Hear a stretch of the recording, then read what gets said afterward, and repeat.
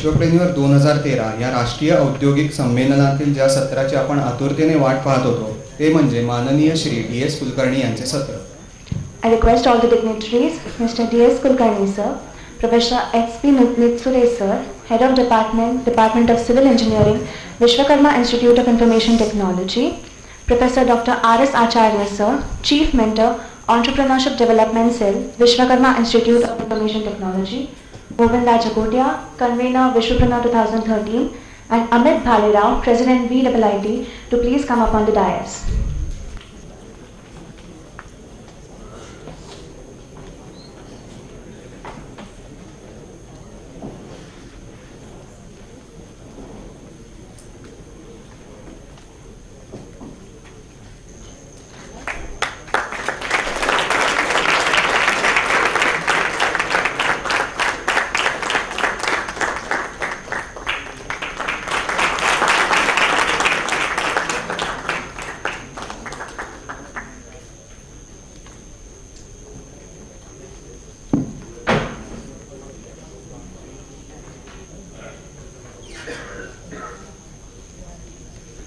So, good afternoon to everybody. This is the Vishwapreneur entrepreneur हा जो काही तुमचा संबंध महाराष्ट्रातून तुम्ही विद्यार्थी आलेला आहात असं मला सांगण्यात आलं. सो मित्रांनो, तुम्हाला माझं मराठी चालेल ना? नसेल तर मी हिंदीमध्ये पण बोलू शकतो, पण माझं हिंदी ऐकून तुमचं हिंदी बिघडलं तर मला ओरडू नका. आणि आपल्याला इंग्रजी पण येतं, इंग्रजीमधलं तुम्ही इंग्लिश म्हणलं तर इंग्लिश पण बोलू शकतो. Marathi thank you very much. तुम्ही माझं काम केलं, तुम्ही चांगली मुलात, त्यामुळे तुम्ही बिझनेसमध्ये नक्की यश मिळवाल, कारण की क्लायंटची नाडी ओळखावी लागते. त्यामुळे तुम्ही सगळे एंटरटेनमेंट होते.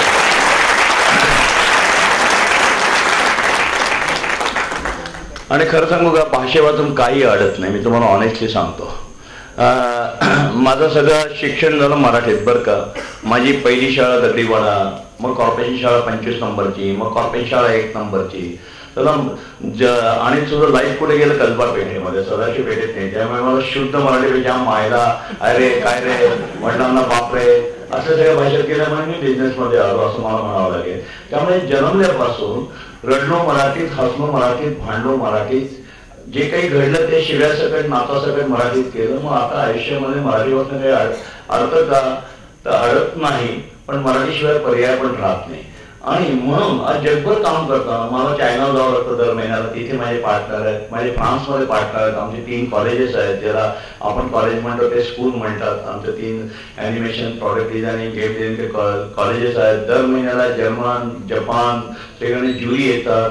मग त्यांना घरी पार्टीला बोलावं लागतं, त्यांना वाईन द्यावी लागते, त्यांच्याशी इंग्लिश बोलावं लागतं. इस्रायलला माझे पार्टनर आहेत, इस्रायलची मला इंग्लिशमध्ये बोलावं लागतं. अमेरिकेत माझं बांधकाम चाललं आहे, अमेरिकेतलं इंग्लिश बोलावं लागतं. इंग्लंडला माझे लोक आहेत, तिकडे जावं लागतं.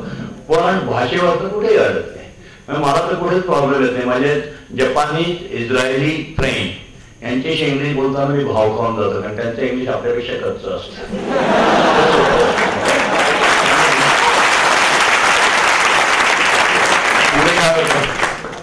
इंग्लिश लोकांचं जे इंग्लिश असतं ना ते समजतं, कारण की ते टिपिकल पुणेरी स्वच्छ. म्हणजे अजून सांगताना मी काय म्हणाले, आपलं नाव DS केबल का असं मी म्हणलं आपल्या भाषेत. ते म्हणा माय नेम इज दीपक सखाराम कुलकर्णी. मी शुद्ध मराठीत बोलतात, ते शुद्ध इंग्लिशमध्ये. त्यामुळे इंग्लिश लोकांचा प्रॉब्लेम येत नाही, तर अमेरिकन लोकांचा प्रॉब्लेम येतो. ते काय बोलतात तोंडाचं ते मला कधीच कळलं नाही, आणि तरी कधी काही अडचण झाली नाही. या भाषांना गंमत सांगतो का तुम्हाला सांगतो की तुमच्याकडे समजा तुम्हाला बिझनेस करायचा, मोठं व्हायचंय, भांडवल नाही लागत, पैसेच लागत नाही बिझनेसला. जो कोणी मूर्ख माणूस म्हणतो ना बिझनेसला पैसे लागतात, ते मूर्ख आहे. मी तुम्हाला सिद्ध करून दाखवतो. तुमच्याकडे टेक्निकल नॉहाव नाही, काही गरज नाही. टेक्निकल नॉहाव नाही, काही गरज नाही तुम्हाला त्याची. पण त्याच्यानंतर कोणी गॉडफादर नाहीये, कोणी काका मामा मंत्री नाही, वशिला कसं लावायचं काही गरज नाही आपल्याला त्याची. आणि इंग्लिश नीट येत नाही, मग कसं व्हायचं, हाय हॅलो असं म्हणता येत नाही, काही फरक पडत नाही. आणि मी अनुभवाने सांगतो तर म्हणजे अमेरिकेला बांधकामं चालले.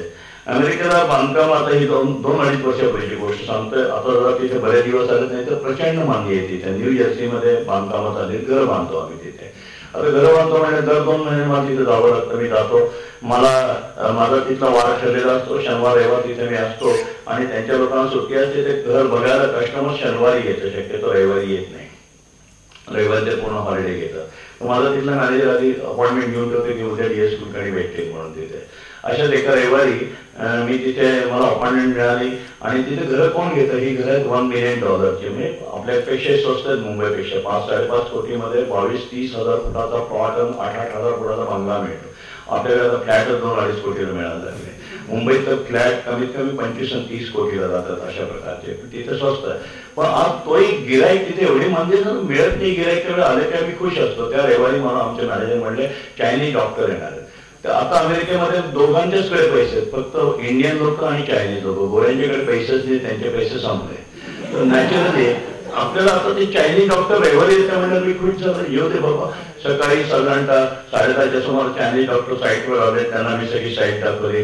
त्यांच्यापेक्षा माझं इंग्लिश चांगलं असल्यामुळे खूप सोपं काम झालं. मी फाट इंग्लिशमध्ये बोलून त्यांना संबंध ते घर दाखवलं. त्यांना ते घर आवडलं. ते म्हणजे मला घर आवडलंय, पण चायनीज लोक आपल्यासाठी मातृभक्त असतात, स्त्रीला खूप रिस्पेक्ट देतात. ते म्हणजे माझी आई संध्याकाळी येईल, तिला जर हे घर आवडलं तर मी घर घेईन. म्हणजे ठीक आहे, सकाळी मुलाला घर दाखवलं, संध्याकाळी आईला दाखवलं. संध्याकाळी 4-4:30च्या सुमारास त्यांची आई आली. आई म्हणजे जवळजवळ 70-80 वर्षाची स्त्री असेल, पण आपल्या भारतीय इथं मुलीने येत ना फारशा. लक्षात ठेवा, 80 वर्षाची स्त्री सुद्धा ऐश्वर्या राय सारखी 16 वर्षाची चायनीज बायका तब्येतीने खूप चांगल्या ठेवतात त्यांच्या. आणि ज्या तेव्हा आल्यानंतर मी तिला म्हणून गुड इव्हनिंग मॅम. ती मला म्हणली नो इंग्लिश ओनली चायनीज. माझी विकेट केली. आता प्रश्न असा होता की मी त्याला पुण्याने बुद्धू ठरलो. जनरली जो कोणी बिझनेस करतो, चायनीज लोक असतील, जापनीज असतील, तर दुभाषा ठेवतात. मला घर विकायचं दुभाषा मिळतात, विराट दुभाषा कोणी काम नाही करत. माझ्या लक्षात नाही आलं, सकाळी मुलांना इंग्लिशमध्ये पाठवलं, म्हणलं संध्याकाळी आईशी बोलून काय फरक पडतोय. आणि जर आईला घर पसंत पडलं तर घर विकलं जाणार नव्हतं. कधीतरी नवसासारखं गिराईक येत आहे मंदीची अमेरिकेत, प्रचंड लाट. आता करायचं काय अशा वेळेला? जेव्हा जेव्हा आपल्याला संकट येतं आपल्याला मार्ग सुचतो, आपोआप मार्ग सुचतो. आता करणार काय म्हणलं, मला चायनीज येत नाही, तिला इंग्लिश कळत नाही, तिला घर कसं समजून सांगायचं.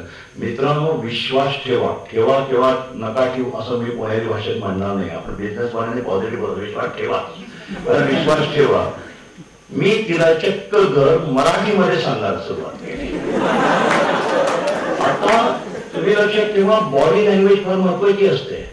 तुम्ही नाही का मुलांना तरुणात ना एक डोळा मात्र पोरीला पटवतात, कुठे शब्द वापरतात. सो तुम्हाला बॉडी लँग्वेज तुम्ही मग तिला मी सुरुवात केली. This is the living room, English Marathi तोडके. साहेब संध्याकाळी डॉक्टर येतील, तुमचे नातू येतील, परत येतील, आजी म्हणून बिलकतील. तिला जे मला सुचलं ते घराचं वर्णन मी मराठीत पण करताना तुम्ही लक्षात ठेवा, आपण बॉडी लँग्वेज करतो. आपले डोळे बोलके असतात. जी भाषा आपली मातृभाषा असते आपण अशावर हिंमत राहत नाही. जे खरं ते बोलायचं, मग ते खरं ते इथनं येत. ठरवलेली वाक्य, खोटी वाक्य आपल्याला आठवू पुस्तकातली किंवा कोणीतरी काउंटिंग केले सांगायला लागतात. पण अशा वेळेला तुम्ही जर मनापासून इथलं काम केलं तर तुम्ही एक वेगळ्या प्रकारे तुमचे डोळे बोलतात, बॉडी लँग्वेज बोलते. तिला पहिल्या मजल्यावर घेऊन गेलो, फॅमिली रूम दाखवली, किचन मध्ये सगळे गॅजेट उघडून दाखवल्या, तर त्याला कुठे भाषा लागते. हे तुमचं छान मायक्रोन, तिथे मायक्रोन वेगळ्या स्टाईलचे, त्याचं वॉशिंग मशीन, अशा सगळ्या रूम दाखवल्यानंतर नॅचरली तिने जेव्हा बघितली की हा पोट टिटकीने बोलतोय, तेव्हा तिला मला काय सांगायचं ते तिला कळालं आणि तिच्या मनात काय ते मला कळालं. तर भाषेचं अडचण येत नाही, ते घर विकलं गेलं विदाउट भाषेशिवाय.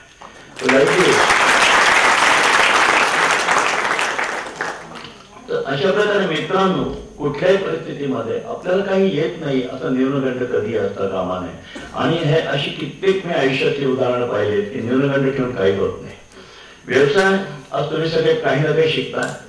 दुर्दैवाने आज शिक्षणाचा पूर्ण खेळ खंडोबा झालेला आहे. तर मित्रांनो, जर आपल्याला व्यवसाय करायचा असेल तर मी तुम्हाला हे सांगतो की तुमच्याकडे भांडवल नसेल तरी चालेल, काही नसेल तरी चालेल, फक्त तुम्हाला काम करायची लाज वाटता कामा नये. आणि तुम्ही जे काही शिक्षण घेता, मी शिक्षणावर बोलत होतो, मध्ये 2-3 महिन्यापूर्वी कोल्हापूरला शिक्षण परिषद झाली. तिथे GTV तो कार्यक्रम केला होता. स्टेजवर 3 कुलगुरू बसले होते, कोल्हापूरचे कुलगुरू होते, कोल्हापूर विद्यापीठाचे. आणि माझा भाषणाचा नंबर आला. मी त्यांच्याकडे बघून विचारता इथे पण प्राध्यापक मंडळी असतील, सगळे सिव्हिलचे, इंजिनिअरिंगचे, सगळ्यांचे.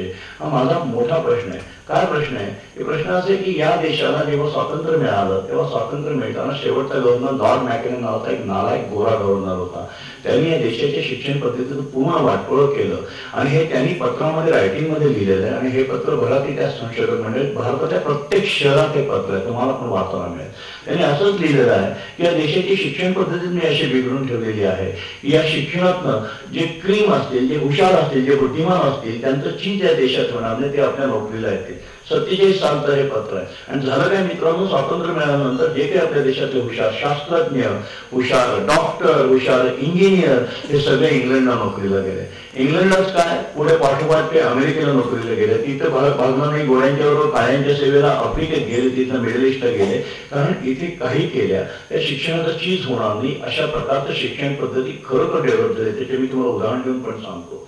त्याच वेळेला बाबुराव शिर्केंनी सुद्धा छान सुंदर वाक्य सांगून गेले. बाबुराव शिर्के म्हणायचे की 4थी पास शेटजी, आता शेटजी पण शिकतो, आता शेटजी 4थी पास राहिला नाही, मला शेटजींबद्दल खूप आदर आहे. त्यांच्या एवढे गुण जेवढे शिकण्यासारखे तेवढे त्या जमातीतले शिकण्यासारखे. 4थी पास शेटजी तुमच्यासारखे 100 गोल्ड मेडलिस्ट नोकरीला ठेवतो, managing director, executive director, vice president आणि कारखाना काढू शकतो. पण एक गोल्ड मेडलिस्ट काही कारखाना काढू शकत नाही, कारण लॉर्ड मॅकॅलेची शिक्षण पद्धती.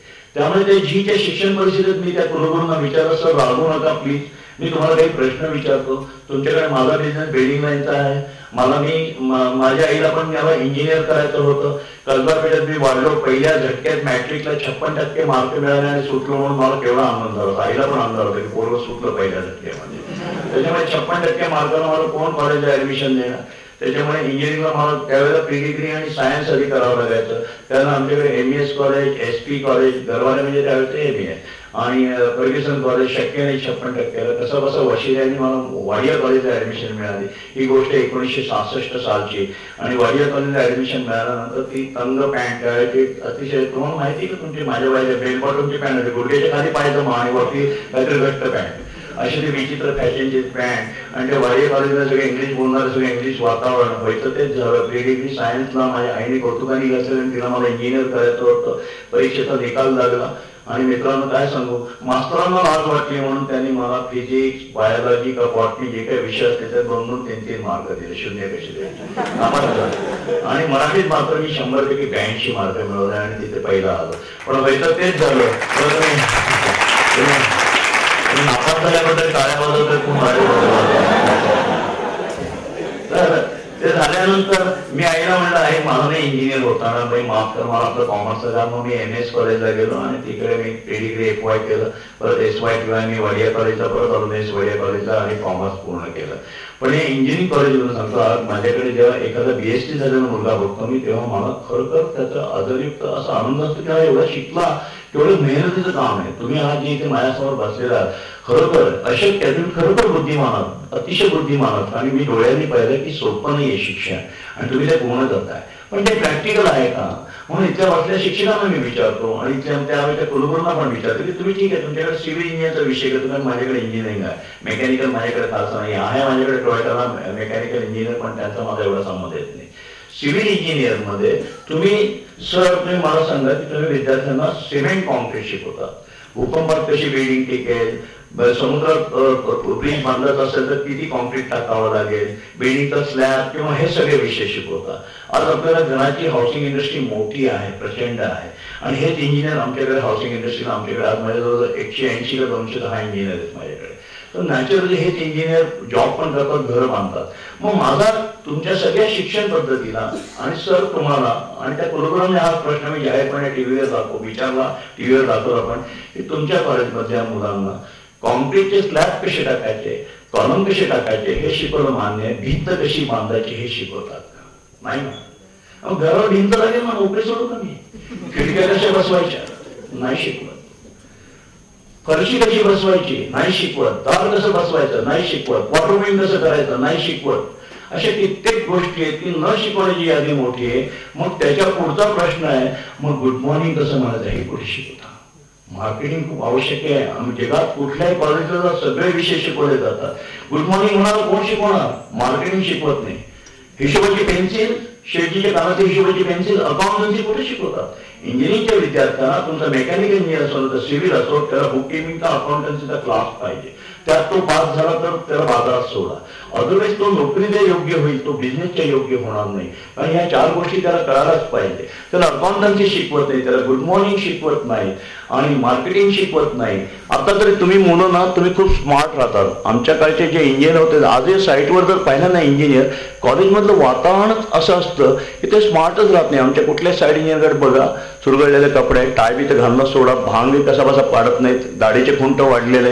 कारण की त्यांच्या शिक्षणामध्ये आपण स्मार्ट दिसायला पाहिजे, स्मार्ट बोलायला पाहिजे, स्मार्ट वागायला पाहिजे. हे एज्युकेशनच घडत नाही.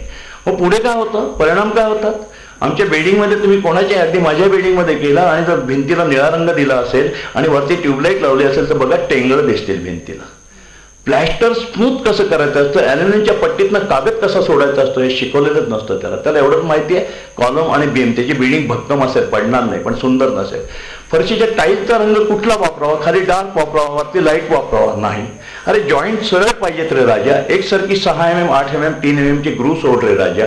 पण त्याला ते कॉलेजमध्ये शिकवलं नसेल, म्हणतो साहेब फरशी वाजून बघा भक्कम आहे. ते भक्कमचा काय उपयोग, सौंदर्य पण पाहिजे ना. तुम्ही जर तुमच्या घरातल्या बाथरूममध्ये गेला आणि दाराच्या मागची टाईल बघितली तर वाकडी गेलेली दिसेल, बरोबर चौकट आणि टाईलचा जॉईंट असतो तिथे. कारण त्याला ते ओळंब काही शिकवलंच नाही. स्लॅब चालू असताना एखादा क्लायंट आला, फ्लॅट घेणारे क्लायंट येतात, नवरा बायको छोटा मुलगा, ढुंकून बघत नाही हो. त्याला मार्केटिंग शिकवलं असतं तर या वहिनी या साहेब, त्या मुलाला नाव विचारलं असतं, कडेवर घ्यायचा प्रयत्न केला असता. हे मार्केटिंगचं गणित आहे, हे त्याला शिकवलंच जात नाही तिथे. त्याच्यामुळे तो त्यांना गुड मॉर्निंगही म्हणत नाही, त्या मुलाला कडेवर घेणं सोडा, ढुंकूनही बघत नाही. खरं तर बघायला पाहिजे, त्याला बोलायला पाहिजे, त्यातलं काही तो करत नाही कारण त्याच्या एज्युकेशनमध्ये नाही. त्याला सौंदर्यशास्त्र शिकवलं नसल्यामुळे भिंतीचे ओळंबे असो, टाईलचे रंग असो, खिडक्याचे ओळंबे असो, हे त्याच्या नजरेतनं चुकतात. मी एकदा प्रयोग केला. मी आमच्या 4 साईडची 4 इंजिनियर परत बोलवले आणि 4 आर्किटेक्ट माझ्याकडे जे होते त्यांना म्हटलं तुम्हाला हे सगळं शिकवलंय, सौंदर्यशास्त्र, फिनिशिंग, कारण की तुमच्या कोर्समध्ये ते आहे, तर तुम्ही आजपासून या 4 साईट सांभाळा, 1 आठवड्याचा आपण प्रयोग करू. बरोबर शनिवारी माझ्या केबिनच्या बाहेर ते 4 आर्किटेक्ट आले, दारावर नॉक केलं, मे आय कम इन सर. म्हणलं या. सर आम्हाला नाही जमत. अरे म्हणलं मोठ्याने सांगा ना, मला काय जमत नाही. तेच तर जमत नाही, मोठ्याने बोलायला म्हणाले. म्हणजे काय झालं, साईटवर गेल्यानंतर त्या लोकांना सौंदर्यशास्त्र जमतंय पण त्या मजुराकडून, कॉन्ट्रॅक्टरकडून मला काय करतो रे साऱ्या, ए काम कर रे, हे जे ओरडाची वृत्ती यायला पाहिजे त्या शिक्षणात ते झाले सॉफ्ट. त्यांच्या सॉफ्टवेअरमध्ये त्यांना साईटवर ओरडता येईना, यांना ओरडाओरड करता येईना, यांना सौंदर्य काढता येईना, असं ही विचित्र शिक्षण पद्धती आहे. तर या शिक्षण पद्धतीला जर आपल्याला ब्रेक द्यायचा असेल, जसं म्हणून मग तुम्हाला 4थी पास शेठजी का तुमच्यासारखे गोल्ड मेडलिस्ट ठेवतो, कारण की तुम्हाला गुड मॉर्निंग म्हणतात नाही. शेठजी कसा, ताई साहेब, अक्का साहेब, दाजी साहेब, या साहेब, हात वागतो, कमरेत वागतो, गोड बोलतो. जरा उशीर झाला की तो मनातल्या मनात व्याजाचा हिशोब करतो. साहेब डिस्काउंट ना 10 रुपये नाही देता येणार, तुम्हाला मी 8 रुपये देऊ शकेल. तो बघतो 2 रुपये तर राहतायत ना, हिशोब शिकवलेला असतो. अशा प्रकारे त्यांचे चांगले गुण आता शेठजी पण शिकले. पण हे अकाउंटन्सी आणि मार्केटिंगचे गुण तुम्ही तुमच्या कॉलेजच्या विद्यार्थ्यांना हे स्पेशल विषय शिकवले आणि त्याला ते विषयात 5 जणांतर काही चांगले मार्क दिले तर निश्चित बघा ह्या मुलांच्यात एक वेगळा फरक पडेल. बरं, कॉलेज शिकवेल तेव्हा शिकवेल, तुम्ही काय करा, तुम्ही संधी मिळेल तिथे, रुपया एका संधी मिळेल तिथे मिळेल ते विका. काही त्याच्यामध्ये लाज वाटू नका, मी आज मेकॅनिकल इंजिनियर आहे किंवा माझ्या घरची खूप श्रीमंती आहे असं न करता मिळेल ते विका. पेट्रोल पंपावर पेट्रोल विका, धीरुभाई अंबानी पेट्रोल पंपावर हिशोब लिहित होते. तुम्ही भाजी विका, तुम्हाला काय पाहिजे, बटाटे वडे विका, नाहीतर एक दाजी काका गाडगेंचे जाऊन सोनं विका किंवा हिरे विका, मांडके विका, काही विका. पण तुम्ही जेव्हा जेव्हा संधी मिळेल तेव्हा काहीतरी विका. विक्रेत्याची नोकरी करा, काळे हात लगेच करायला जाऊ नका. कारण समजा तुम्ही जर टेक्निकल अनुभव घ्यायला गेला किंवा सिव्हिल इंजिनियरला येऊन तुम्ही म्हटलं की मी सिव्हिल इंजिनियरच्या हाताखाली काम करतो, त्यात तुम्हाला माणसं भेटणार नाही. आयुष्यामध्ये एंटरप्रिनरशिप करायचं असेल तर माणसांच्याच मिसळायला पाहिजे आणि माणसांच्याच मिसळायला आपल्याला काही ना काही विकायला पाहिजे. मग अनुभव येईल की काय चुकतंय आपलं, कशा प्रकारचे लोक भेटतात, कशा प्रकारची आपण कामं करतो. माझ्या आयुष्यात जे काही मी घडलो, आज जे काही आहे मी, ते मी काही ना काही लहानपणापासून विकतोय म्हणून आज मी घडलो. मला आठवतं की मला वयाच्या 8व्या वर्षीपासून मी काही ना काही विकतो. कारण की माझी कॉर्पोरेशनची शाळा होती. मी शाळेतनं 12 वाजता घरी आल्यानंतर, दुबार पद्धतीची शाळा होती, घरी आल्यानंतर करायचं काय, कारण जे आजूबाजूचे माझे मित्र होते, मी कसबा पेठेत राहत असल्यामुळे आमची कसबा पेठेला लोकमान्य टिळक तेल्या तांबोळ्यांची वस्ती म्हणायचे, ती कष्टकरी लोकांची वस्ती होती. शनिवार सदाशिव नारायणपेठ ही पांढरपेशांची वस्ती असायची. पुण्याचं डिव्हिजन 1950चा जन्म आहे. मी त्यावेळेची सिच्युएशन सांगतोय. पुण्याचं 2 भागे डिवाईड झालेलं होतं. सगळ्या तांबटआळी, फणीआळी, लोणीआळी, भोरेआळी ह्या सगळ्या शनिवारवाड्याच्या या बाजूला होत्या, पूर्वेच्या बाजूला होत्या. त्याला पूर्व पुढे म्हणायचं. आणि मग जर मी शाळेतनं आल्यानंतर आम्ही शनिवारवाड्याच्या जवळ राहायचो तर काय करायला पाहिजे, तर 4-8 मुलं घेऊन क्रिकेट खेळायला जाणार. 4-8 मुलं घेऊन क्रिकेट खेळायला जायचं असेल ते 4-8 मुलं यायला तर पाहिजे. ते कोण होते सवंगडी शाळेतले? आमचा एक रतन परदेशी होता, ज्याची फुटाण्याची गाडी होती, चण्यामाण्याची गाडी होती. दुसरा आमचा भरत राठोड होता, ज्याचा सुपारीच्या पुड्या भरायचा त्याच्या वडिलांचा बिझनेस होता. पूर्वीच्या काळी असे ते सुपारी त्रिकोणी पुड्यात भरायचे आणि खळीने चिकटवायचे. आत्ताचे पान पराग किंवा गोवा किंवा असले घाणेरडे प्रकार नव्हते. त्यावेळेचे सुपारी पण वेगळी असायची. त्याच्यानंतर आमचा बबन गोळे होता, त्याच्या वडिलांचा टांगा होता. दुसरा गणेश मित्र होता, तो अमृततुल्य हॉटेलात नोकरी करायचा, कपशा धुवायची, चहाचं वेटाचं काम करायचा. एक अरुण कुलकर्णी होता, त्याच्या भावाची त्या काळात टांगा आणि रिक्षाचं दोन्हीचे दिवस आले होते. त्याच्या भावाची रिक्षा होती आणि त्याचा दुधाचा रतीब घालायचा बिझनेस होता. तर या सगळ्या मित्रांना घेऊन जर आपल्याला क्रिकेट खेळायचं असेल तर 12 नंतर घरी आल्यानंतर आम्ही काय एका खोलीत राहायचो. खूप सुंदर आयुष्य होतं ते. आई शाळेत शिकवायला गेलेली असायची. माझी आई सुद्धा 2री-5 स्त्री होती, तिने 4थीपर्यंतची शाळा काढली होती. सकाळी शिकवणे, मग शाळेत शिकवायला जाणे, येताना बेतलेलं कापड घेऊन देणे, मग परत त्या चड्ड्या शिवून देणे आणि परत संध्याकाळी 7-7:30 सगळ्यांना जेवण घालून एक गप्पांचा अड्डा आईचा व्हायचा होता. तिथेही मला खूप संस्कार घडले. पण त्याच्या आधी दुपारी 12 नंतर आल्यानंतर जे काही ताट झाकलेलं असेल ते जेवायचं आणि आता खेळायचं असेल तर काय करायचं. आमच्या वेळेला टेलिव्हिजन भानगड नव्हती. रेडिओ सुद्धा श्रीमंत मावशीकडे असायचा. दर बुधवारी बिनाका गीत मला ऐकायला आम्हाला मावशीकडे जावं लागायचं. अशा त्या सुंदर दिवसामध्ये या मुलांना जर खेळायला घेऊन जायचं असेल, त्यांचे मुलांचे बापच म्हणतात, कारण मी कसबा पेठेत राहिल्यामुळे बाप हा शब्द तोंडात बसतो, की म्हणायचे आधी ते फुटाण्याची गाडी लाव, मग तुला कुठे खेळायला जायचं जा. भरत राठोडचे वडील म्हणायचे आधी परातभर सुपारी संपवायची, मग कुठे खेळ, शिकून कुठ्यांचं भलं झालंय का. अशा प्रकारे जे काही त्यांचे डायलॉग होते गरीब वस्तीतले होते, त्यांच्या दृष्टीने ते बरोबर होते. माझ्या दृष्टीने मी एका शिक्षिकेचा मुलगा होता, माझ्याकडे हे डायलॉग नव्हते, पण माझे मित्र जे करायचे, मग यांना जर आपल्याला क्रिकेट खेळायला घ्यायचं असेल त्यांना मदत का करू नये. आणि या धडपडीतनं मी छोटे छोटे व्यवसाय शिकलो. मला आठवते हा रतन फुटाणेवाल्याची गाडी घेऊन आम्ही जायचो. त्याच्या चण्यामण्याच्या सीझनमध्ये चण्यामणे असायचा. अहिल्यादेवी शाळेच्या बाहेर ती गाडी लावायचो आम्ही. कुठल्याही शाळेच्या बाहेर एखादी गाडी लावली फुटाण्याची, मला नाही वाटत तुम्हाला BIT MITला गाड्यांचे प्रकार राहिले नसेल. मी माझ्या लहानपणातच रमतोय. आता पिझ्झा हट, मॅकडॉनल्ड असले सगळे प्रकार सुरू झाले, पण त्यावेळेला ह्या चण्यामण्यांच्या गाड्या ते प्रकार असायच्या. कुठल्याही बिझनेसमध्ये लक्षात ठेवा, एकाने काही सुरुवात केला, कोळशाची वखार जर इथं काढली तर शेजारी दुसरा कोळशेवाला येतो, सोन्याचं दुकान काढलं दुसरा सोनेवाला येतो. ही ह्युमन प्रवृत्ती, कॉम्पिटिशन, आणि यायला पाहिजे. कॉम्पिटिशन असेल तरच आपण बिझनेसमध्ये राहू शकतो. आमची ही चण्यामण्याची गाडी अहिल्यादेवी शाळेच्या बाहेर असायची. त्याच वेळेला दुसरी पण चण्यामण्याची गाडी असायची. आणि हा रतन परदेशी माझ्या जीवावर, त्याला काहीतरी सिगरेट ओढता कसा तरी नाद असेल तो जायचा, माझ्या जीवावर गाडी सोडून जायचा. आणि अशा वेळेला मला मात्र सिगरेटचं व्यसन लागलं नाही, कारण आपल्या आईवडिलांचे संस्कार आणि आपण ज्या शाळेत शिकतो, ज्या कॉलेजमध्ये शिकतो, तिथल्या गुरुजनांचे संस्कार आपल्याला वाईट मार्गापासून नेण्यापासून परावृत्त करतात. त्यामुळे ते संस्कार पण तेवढेच महत्त्वाचे असतात. पण त्याचं चांगलं ते घ्यावं. त्याप्रमाणे तो माझ्या जीवावर जेव्हा गाडी सोडून जायचा तेव्हा मी चण्यामणे विकायचो. आणि मग माझ्या आता लक्षात असं येतं की माझे चण्यामणे जास्त विकले जायचे समोरच्या गाडी. माझ्या आयुष्यामध्ये प्रॅक्टिकल, मी जे आता तुम्हाला मुलांना सांगितलं की प्रॅक्टिकल विक्रीतनं कसं शिकायला मिळतं बघा, छोट्या छोट्या गोष्टीतनं, तर माझे चण्यामणे जास्त विकले जायचे. त्याचं कारण सिंपल होतं, समोरचा चण्यामणेवाला आणि इकडचा शाळकरी मुलगा, मी काहीतरी 5वी-6वीतला मुलगा असेल मी, किंवा 7वीतला असेल, मला तर एक्झॅक्ट आठवत नाही, आणि त्याचे चण्यामणे जास्त विकले जायचे.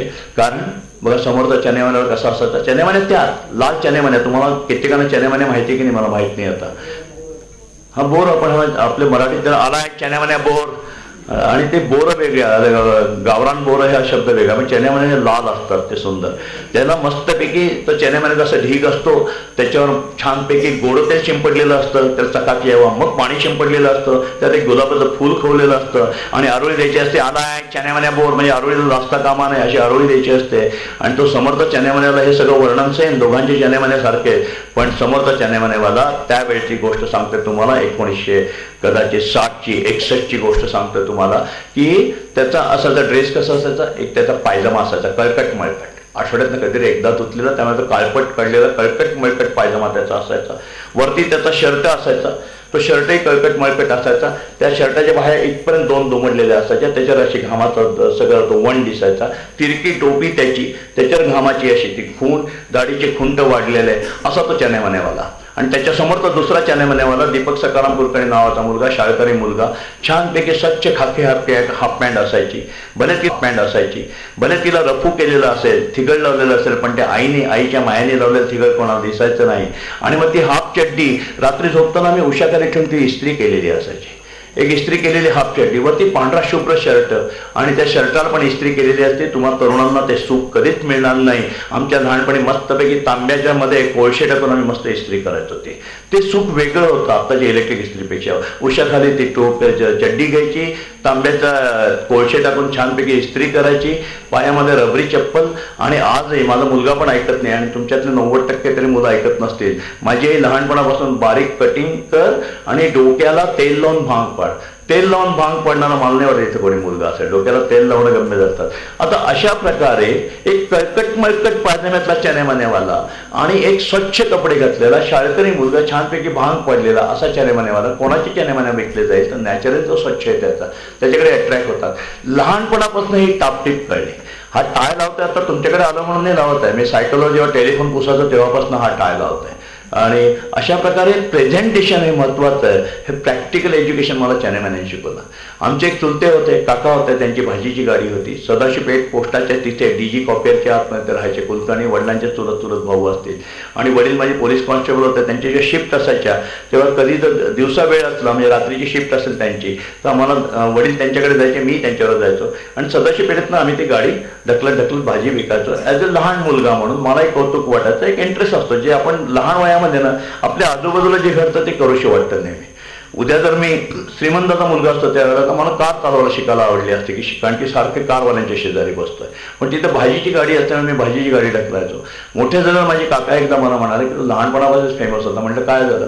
ते म्हटले असेच आपण सदाशिव पेठेतनं गाडी घेऊन चाललो होतो. एक गृहिणी आला, त्यांनी भाजी मागितली आणि काकाने तराजू हातात घेतला. त्याने तराजू हातात घेतलं तेवढ्यात त्या गृहिणी म्हणली तो तराजू त्या मुलाच्या हातात द्या, म्हणजे माझ्या. मी तिथेच उभं होतो. काका म्हणले का त्या मुलाच्या हातात का तराजू द्यायचा? तर सहज म्हणाल्या तो काटा मारत नाही.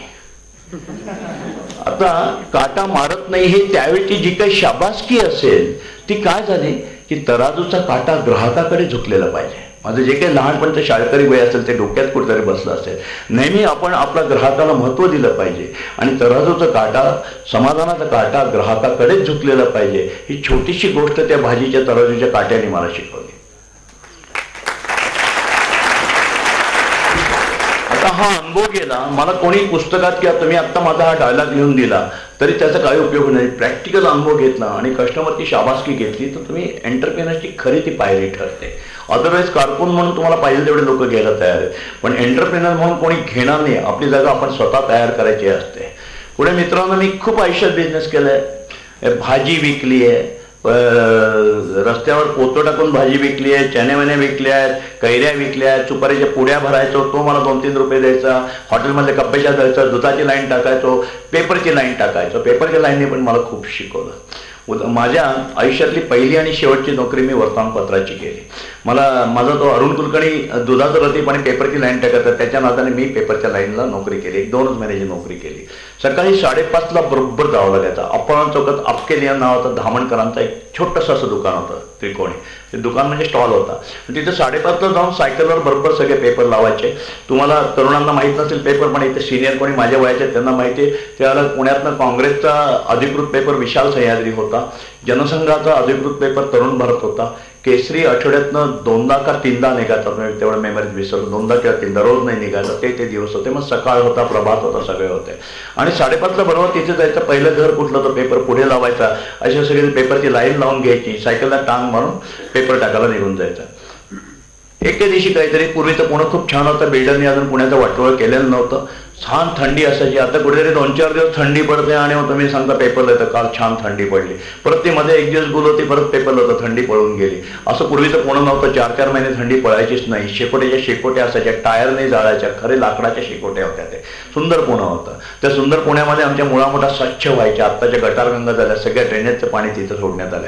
तुमच्याकडे कोणी सिव्हिल इंजिनिअरिंगमध्ये हा जर पर्यावरणाचा कोर्स करणारे लोक असतील तर त्यांना हे शिकवा की नदीमध्ये कधी, जगात कुठेही, ओढ्यात, घराच्या बाहेर काळं पाणी सोडत नाही. एकटा भारत देश येते की याला काही अर्थ नाही. या पुणे शहरामध्ये आत्ता ज्या या कॉलेजचं हे टॉयलेट आहे, माझ्या घरचं टॉयलेट आहे, पुण्याच्या खासदाराच्या घरचं टॉयलेट किंवा पुण्याच्या श्रीमंत राहुल बजाज जिथं राहतील त्याच्या घरचं टॉयलेट, ते डायरेक्ट आपल्याला वाटतं की अदृश्य ड्रेनेज लाईन नाही आहे मित्रांनो, डायरेक्ट नदीत सोडलं जातं.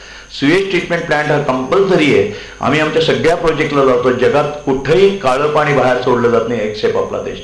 त्यावेळेला पुणे खूप शुद्ध असायचं. नद्या 4-4, 5-5 महिने व्हायच्या.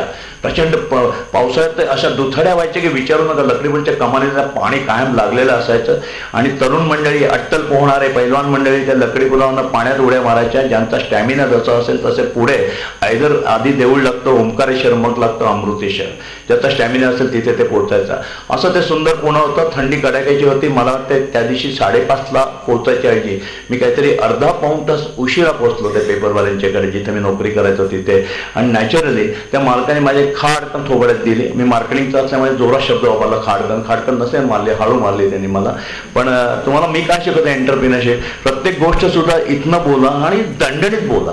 चला बिझनेस करायचा असेल ना टिमक्या नाही वाजवायच्या, ड्रम वाजवले पाहिजे जोरजोरात दणदणीत. तर त्याने खाडकन वाजवली आणि मला कामावरनं काढून टाकलं. मला वाईट वाटलं, पण मला लगेच राग आला. मी लहानपणी आईच्या गप्पा ज्या ऐकतो, आईच्या मैत्रिणीच्या. आमची आई अशीच होती, एका शाळेमध्ये मोलकणीचं काम करायची. तिथे तिचा अपमान झाला तर तिने शपथ खाल्ली की मी आता काम नाही करणार आयुष्यात, मी स्वतःची शाळा काढेल. तिने काढली. मग मी पण ते कसं बालपणाचे संस्कार कसे होतात बघा. मला पण आईचा डायलॉग आठवला की येस, आपला अपमान झाला ना, आपली स्वतःची पेपरची लाईन काढायची. आणि मी माझी पेपरची लाईन काढली आणि मला लक्षात आलं त्याची थोबाडी 500% बरोबर होती. लक्षात ठेवा, जर तुमच्या घरी कस्टमर कसा मोकळा असतो, जसं भाजीच्या काट्याने मला तराजू शिकवला किंवा चण्यामण्याने प्रेझेंटेशन शिकवलं, तसं थोबाडीत नाही. तुमच्या घरी रोज सकाळी समजा 7 वाजता सकाळ येत असेल, लोकसत्ता येत असेल, लोकमत येत असेल, पुढारी येत असेल, हे सगळी नावं घ्यायची बरं, प्रभात येत असेल. कारण की इथल्या एखाद्या पक्षाचा कोणीतरी असलेला बसवतो, नाराज व्हायला की आपल्या पेपरचं नाव का नाही घ्यायचं. तुम्हाला हळूहळू भाषणातल्या टिप्स पण सांगतोय. त्याच्यामुळे महाराष्ट्र टाइम्स येत असेल किंवा अजून कुठला तरी DNA येत असेल, टाइम्स ऑफ इंडिया येत असेल, तर मी इतर ठिकाणी विद्यार्थ्यांना भाषण करताना एवढे डिटेल सांगत नाही. पण सरांनी मला सांगितलं इथे सगळे उद्याचे उद्योगपती होणार आहे. उद्योगपती म्हणजे तुम्ही कॉम्पिटिशन करायची असेल तर मेहरबानी करून कॉम्पिटिशन DS कुलकर्णी तर बाप जन्मात करू नका. पुण्यातल्या कुठल्या उद्योगपती करू नका. करायचं ना तर बिल गेटची कॉम्पिटिशन करा. कधी छोटे स्वप्न नाही बघा. त्यामुळे we should cross the Ambani. अंबानीला क्रॉस करायला पाहिजे. मोठी स्वप्न बघा. मराठी दरिद्री म्हणे फेकून द्या की बाबाने स्वप्न कशाला बघतो, काय मोठी होणार का. स्वप्न तर बघा. स्वप्न बघायला गाढ झोप लागायला लागते. चांगली स्वप्न कधी बघतात, खूप गाढ झोप लागते तेव्हा. गाढ झोप लागल्यावर पहाटेच्या 4ला जी स्वप्न पडतात ती खरी होतात. त्याकरता गाढ झोप लागायला दिवसभर कष्ट करायला लागतात. आणि पहाटेचं पडलेलं स्वप्न खरं करायला दुसऱ्या दिवशी झोप उडवावी लागते आणि प्रचंड कष्ट करायला लागतात. आणि मग तुम्ही निश्चितपणे पेपरची थोबाडीत त्यांनी बसली ती योग्य झाली की रोज सकाळी जर पेपर तुमच्या घरी जर 7ला येणार असेल, दाराच्या बाहेर 7ची सवय लागली असेल, तर एका दिवशी 7:30ला आला, एका दिवशी 7:45ला आला, तो पेपरवाल्याचा पेपर तुम्ही बंद करा. कारण तुम्हाला एक सवय लागते की दाराच्या बाहेर इतक्या वाजता पेपर यायला पाहिजे. त्यातनं मला पंक्च्युअलिटी शिकवली. पुढे मी आणि इव्हन आयुष्यामध्ये सुख कसं म्हणायचं हे मला पेपरने शिकवलं. तुम्हाला सांगतो, आमच्या वेळेला लहानपणी SSC रिझल्ट, त्याला मॅट्रिक परीक्षा म्हणतात, SSC म्हणायचे. पण कारण मी जेव्हा शालेय जीवनात आलो तेव्हा त्याला SSCच म्हणत होते, मॅट्रिक नव्हते म्हणत. मॅट्रिकला SSC म्हणायला लागले होते. तर SSC रिझल्ट हा वर्तमानपत्रात छापला जायचा. आता तुमचा इंटरनेटवर येतो. पूर्वी मला वाटतं कॉलेजच्या बाहेर लावायचे, पण आमच्या काळी वर्तमानपत्रामध्ये हा रिझल्ट छापला जायचा. आणि माझी पेपरची लाईन होते. माझी आयुष्यातली सगळ्यात मोठी कमाई का मी कधी केली असेल तर या SSC रिझल्ट विकताना. SSC रिझल्टचा दिवस होता पुण्यामध्ये. त्यावेळेच्या पेपरचं नाव होतं Poona Herald, English paper. East स्ट्रीटला त्याचं ऑफिस होतं, एस स्ट्रीटला MG रोडच्या मागे. त्या पुणा हेराल्डचं नाव मग महाराष्ट्र हेराल्ड झालं. महाराष्ट्र हेराल्डचा आता सकाळ टाइम्सने तो टेक ओव्हर केला.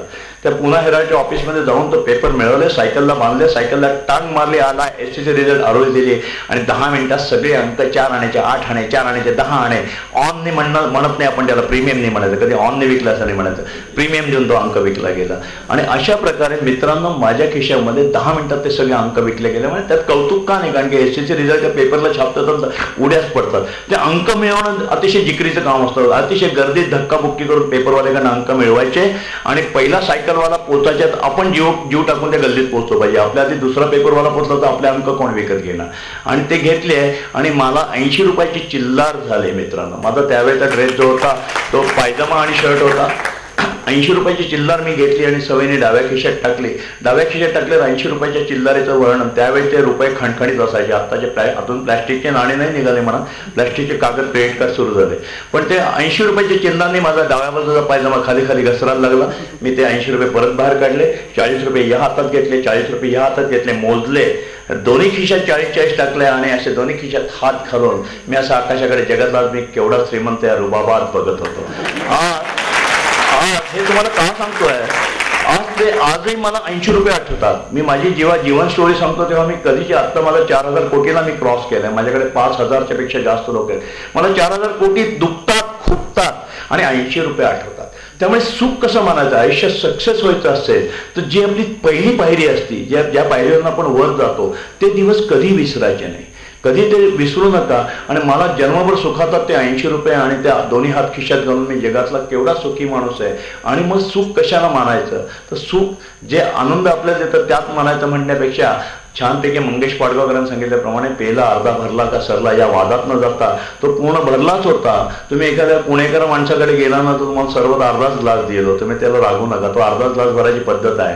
त्याला म्हणू नका अर्धाच ग्लास का दिला, तर त्याला म्हणा की मनात म्हणा की संपूर्ण भरला होता, अर्धा पोटात गेला आणि अर्धा आता शिल्लक आहे, तेवढा बाबा पिऊ का असं म्हणून मनातल्या मनात म्हणा आणि पिऊन टाका. तर सुख कशाला मानायचं हे महत्वाचं आहे. आणि अशा छोट्या मोठ्या गोष्टींनी माझं आयुष्य घडलं. पुढे माझा टेलिस्मेलचा टेलिफोन पुसायचा व्यवसाय सुरू झाला, घरोघरी जाऊन टेलिफोन पुसणे.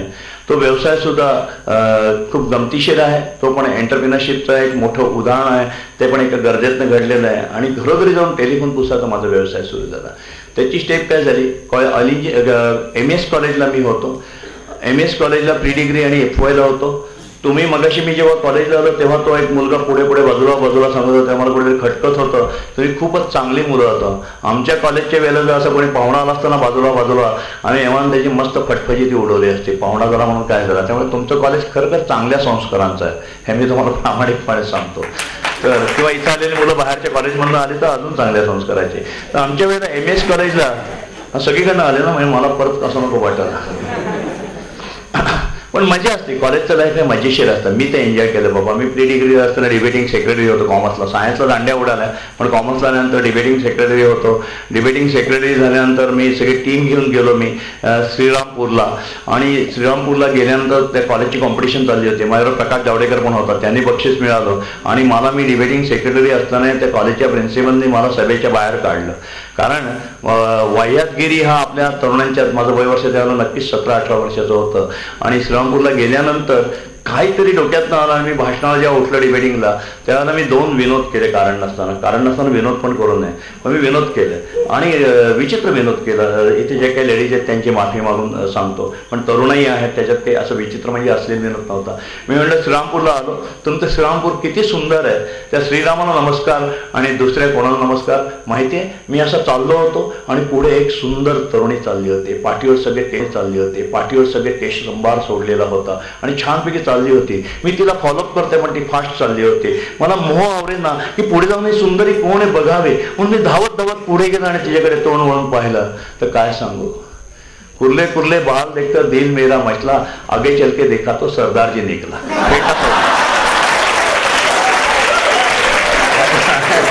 असे त्या कॉलेजच्या त्या डिबेटिंग सेक्रेटरीच्या सगळ्या पोरांनी डोक्यावर घेतलं. आणि पण त्या समोर जे परीक्षक बसले होते ते झालेला, इथे कोणी परीक्षक नाही. आणि मला प्रोत्साहन आलं. मी दुसरा पण डायलॉग मारला की नमस्कार मंडळींनो, तुमची काही हरकत नसेल, विशेषतः काही कृपया कोणाची हरकत नसेल, कारण की त्यांनी फेटा सोडला होता, माझ्या पण डोक्याचे काही शोभे राहिले. मी जर असं भांग फिरवतो पण कोणाची हरकत नसेल तर मी समोरच्या लोकांकडे असं जे टक्कलवाले होते त्यांच्याकडे फोन केले. आता टक्कलवाले प्रोफेसर मंडळी होते, विद्यार्थ्यांना मागे परत चेवाला त्याने परत डोक्यावर घेतलं.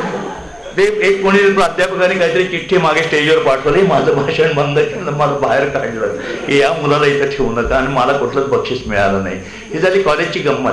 अशा आम्ही कॉलेजच्या गमती खूप केल्या तिथे. त्या कॉलेजच्या गमती असताना कॉलेजच्या गमतीमध्ये मला आठवतं की त्यावेळेला आम्ही MS कॉलेजला होतो.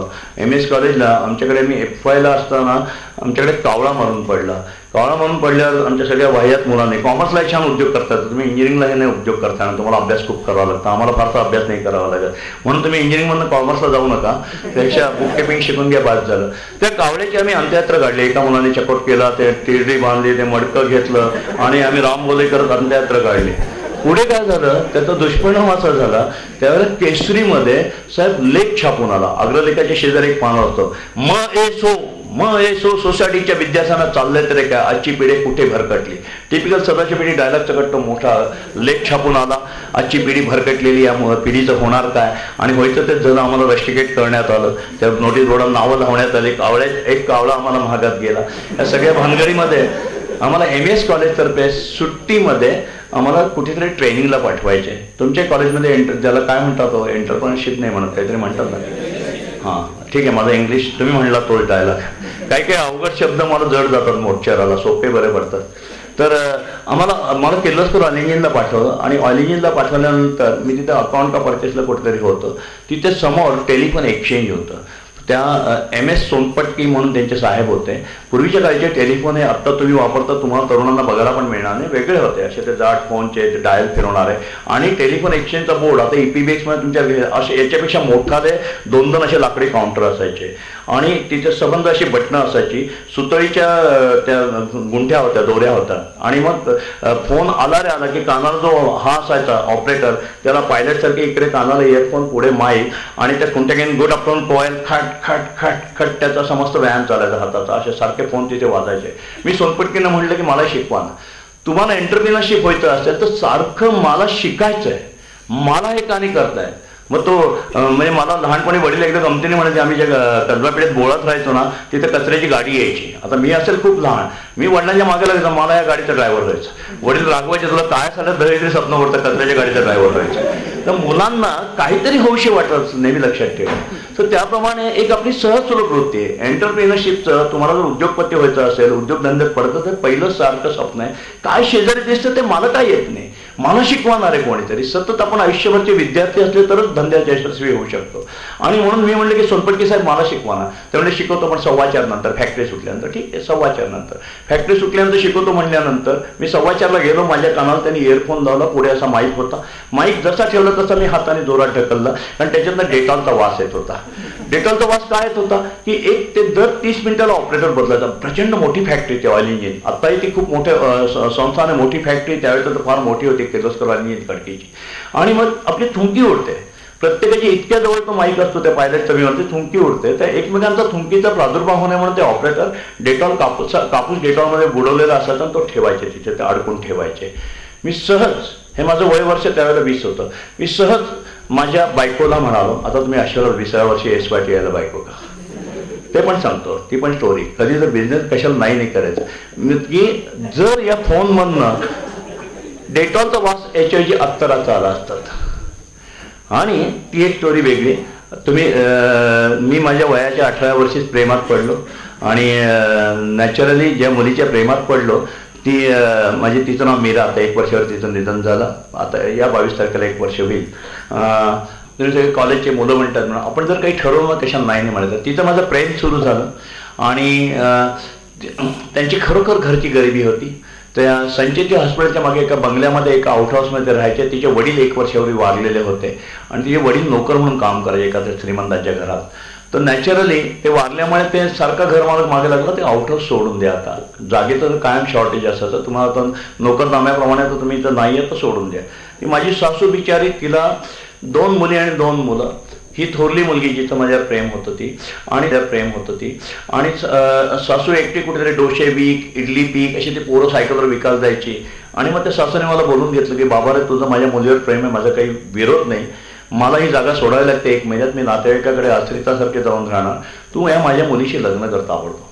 तेवढंच एक माझं खाणारं तोंड कमी होईल, आज तरणी मुलगी आहे, माझ्याचं डोक्याचं ओझंही कमी होईल, त्यामुळे माझं काही प्रेमाला विरोध, तुझ्याशी लग्न कर.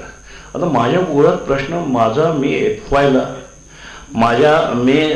त्या काळची परिस्थिती आता तरी सोपी आहे. मी एक दीपक सकाराम कुलकर्णी म्हणजे ब्राह्मणाचा मुलगा माझा अजून मोठ्या बहिणीचं लग्न व्हायचं आहे, माझ्या मोठ्या भावाचं लग्न व्हायचं आहे, मी अजून कॉलेजला शिकतोय, कशाला पत्ता नाही, आणि हे काय करू? आता प्रश्न पडला की काय करायचं काय.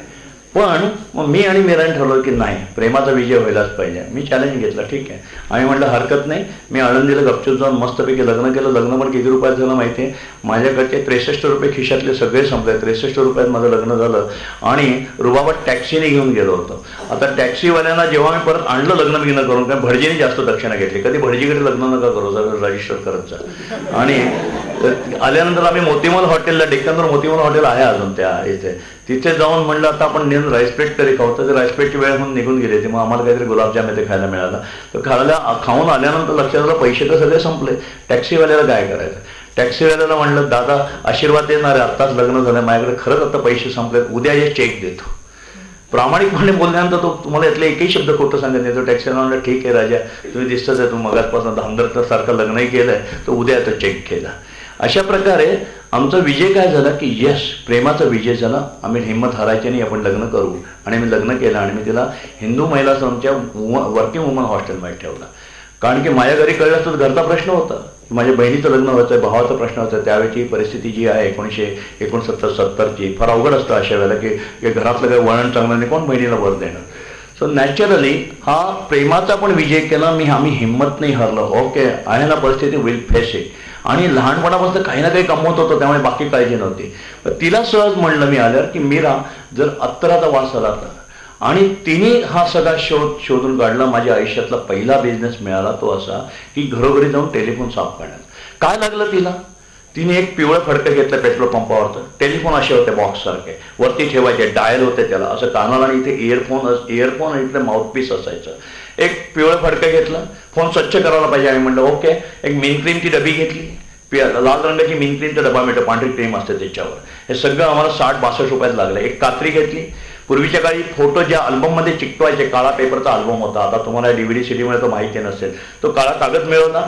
टेलिफोनचा माउथपीसचा शेप घेतला, घिसाड्याकडे गेलो, घिसाड्याकडे एक लोखंडी डाय करून घेतला त्याच्याकडनं. हे सगळं तिने केलं. आणि त्याच्यानंतर ते कात्रीने बरोबर त्या पट्ट्या कापायच्या, आणि मग त्याला डेटॉल आणि SS केळकरांकडनं अत्तराच्या बाटल्या आणल्या, आणि आमचा अत्तराचा हा टेलिफोनचा बिझनेस सुरू झाला. मग लक्षात आलं की मीरा म्हणलं फोन चमकत नाही, अत्तरावरून नुसता पण अत्तर लावून चालणार नाही, सर्व्हिस द्यायला पाहिजे, सर्व्हिस इंडस्ट्री सारखं. हा फोन चमकला तर आता चमकवायचा कसा फोन? बाजारात कुठे पॉलिश नाही. मग आम्ही किताब मिनार वाचनालय, तुम्ही पण पुस्तकांच्या वाचनालयाच्या मेंबर व्हा, पुस्तकं सतत वाचा. मी आजही रोज सकाळी 15 मिनिटं वाचन केल्याशिवाय माझा कुठलाही दिवस सुरुवात होत नाही. ती म्हणली घाबरू नका. लायब्ररीतनं तिने विज्ञानविषयक पुस्तकं आणली. खूप पुस्तकं आहेत, मराठीत आहेत उपलब्ध. आणि त्या विज्ञानविषयक पुस्तकात आम्हाला माहिती अशी मिळाली की टेलिफोन हा जो आहे तो काळ्या रंगाचा पूर्वी जे फोन होते ते एबोनाईट धातूपासून बनला जातो.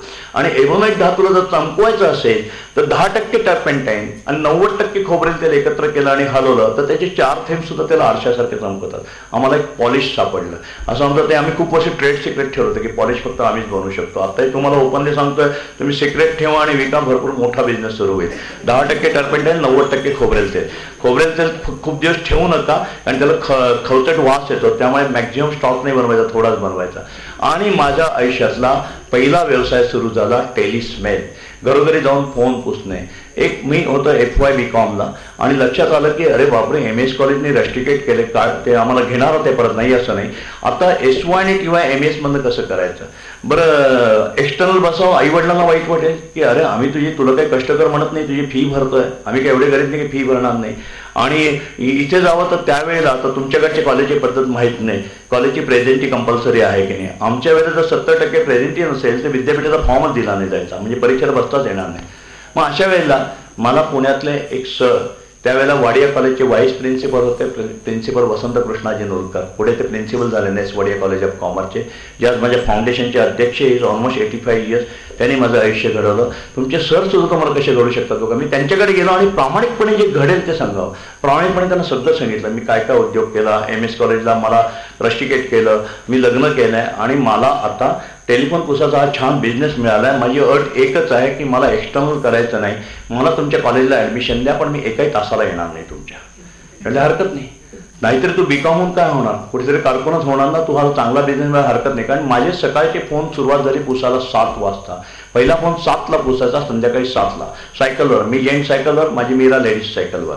7ला का तर समजा ऑइल इंजिनचे पहिले फोन मिळाले मला क्लिनिकला. स्टोरी थोडक्यात सांगतो, मला वाटतं तुमच्याकडे थोडी चुळबुळ झाली, उशीर वेळेचं काही मला माहीत नाही ना. तर 4 त्यांची फॅक्टरी जी सुरू व्हायची ती काहीतरी 7:45ला सुरू व्हायची. किर्लोस्कर हे ते जे एक्झिक्युटिव्ह असायचे ते 8:30ला यायचे. तर ते यायच्या आधी त्यांचे केबिनचे फोन पुसायला पाहिजेत, मग त्याच्यानंतर वर्कशॉपचे पुसायचे, वर्क फ्लोअरचे पुसायचे, घरातले फोन पुसायचे असतील तर 10:30ला मुलं शाळेत गेलेले आहेत, साहेब कामाला गेलेले आहेत, गृहिणी निवांत आहे आणि दुपारी झोपायची वेळ झाली नाही त्या पिरियडमध्ये पुसायचे. दुकानाचे फोन पुसायचे, ज्यावेळेला गिरायकाची वर्दळ कमी असेल ते पुसायचे. हे टाईम मॅनेजमेंट मला सगळं वर्तमानपत्राच्या लाईनने शिकवलं होतं. त्यामुळे हे करताना सकाळी 7 ते संध्याकाळी 7 जर मी फोन पुसणार असेल तर मी कसं काय कॉलेजला जाणार. सरांना सांगितलं, सर म्हणले हरकत नाही, अट एकच आहे, तू सगळं केलं तर चांगलं केलं.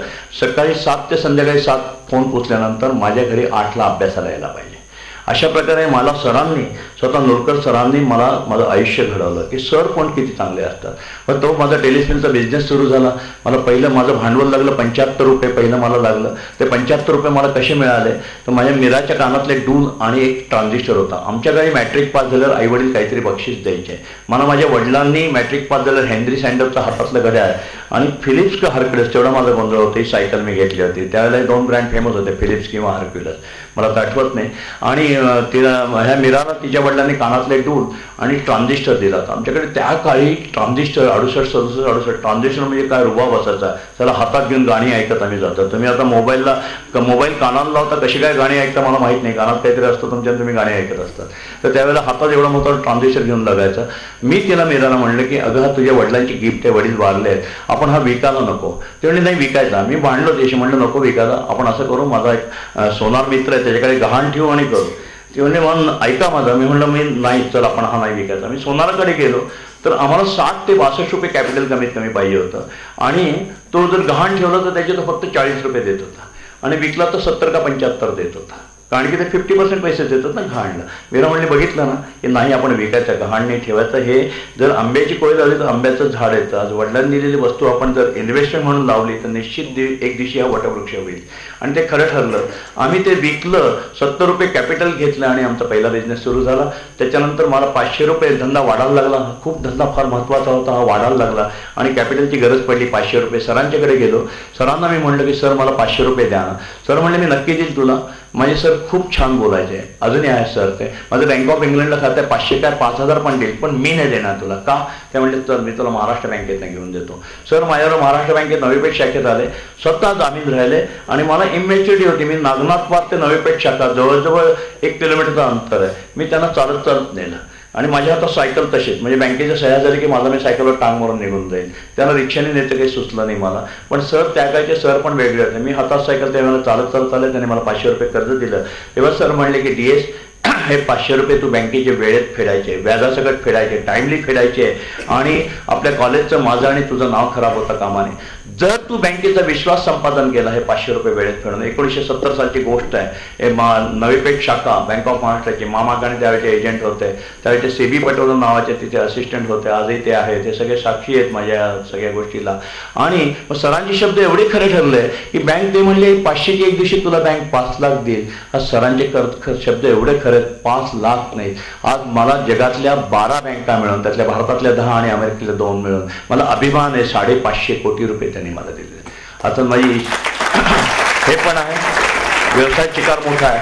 पण अशा प्रकारे मित्रांनो 70 रुपये म्हणजे वर्तमानपत्राचे ते 80 रुपये, पहिलं भांडवल 70 रुपये, 500 रुपयाचं कर्ज ते वेळेत फेडणं, या सगळ्या गोष्टी जर आपण एंटरप्रेन्योरशिपच्या काळात केल्या तर लक्षात ठेवा यश आपल्या दोन्ही हात जोडून आपल्यापुढे उभं असतं, कामाला लादायचं नसतं.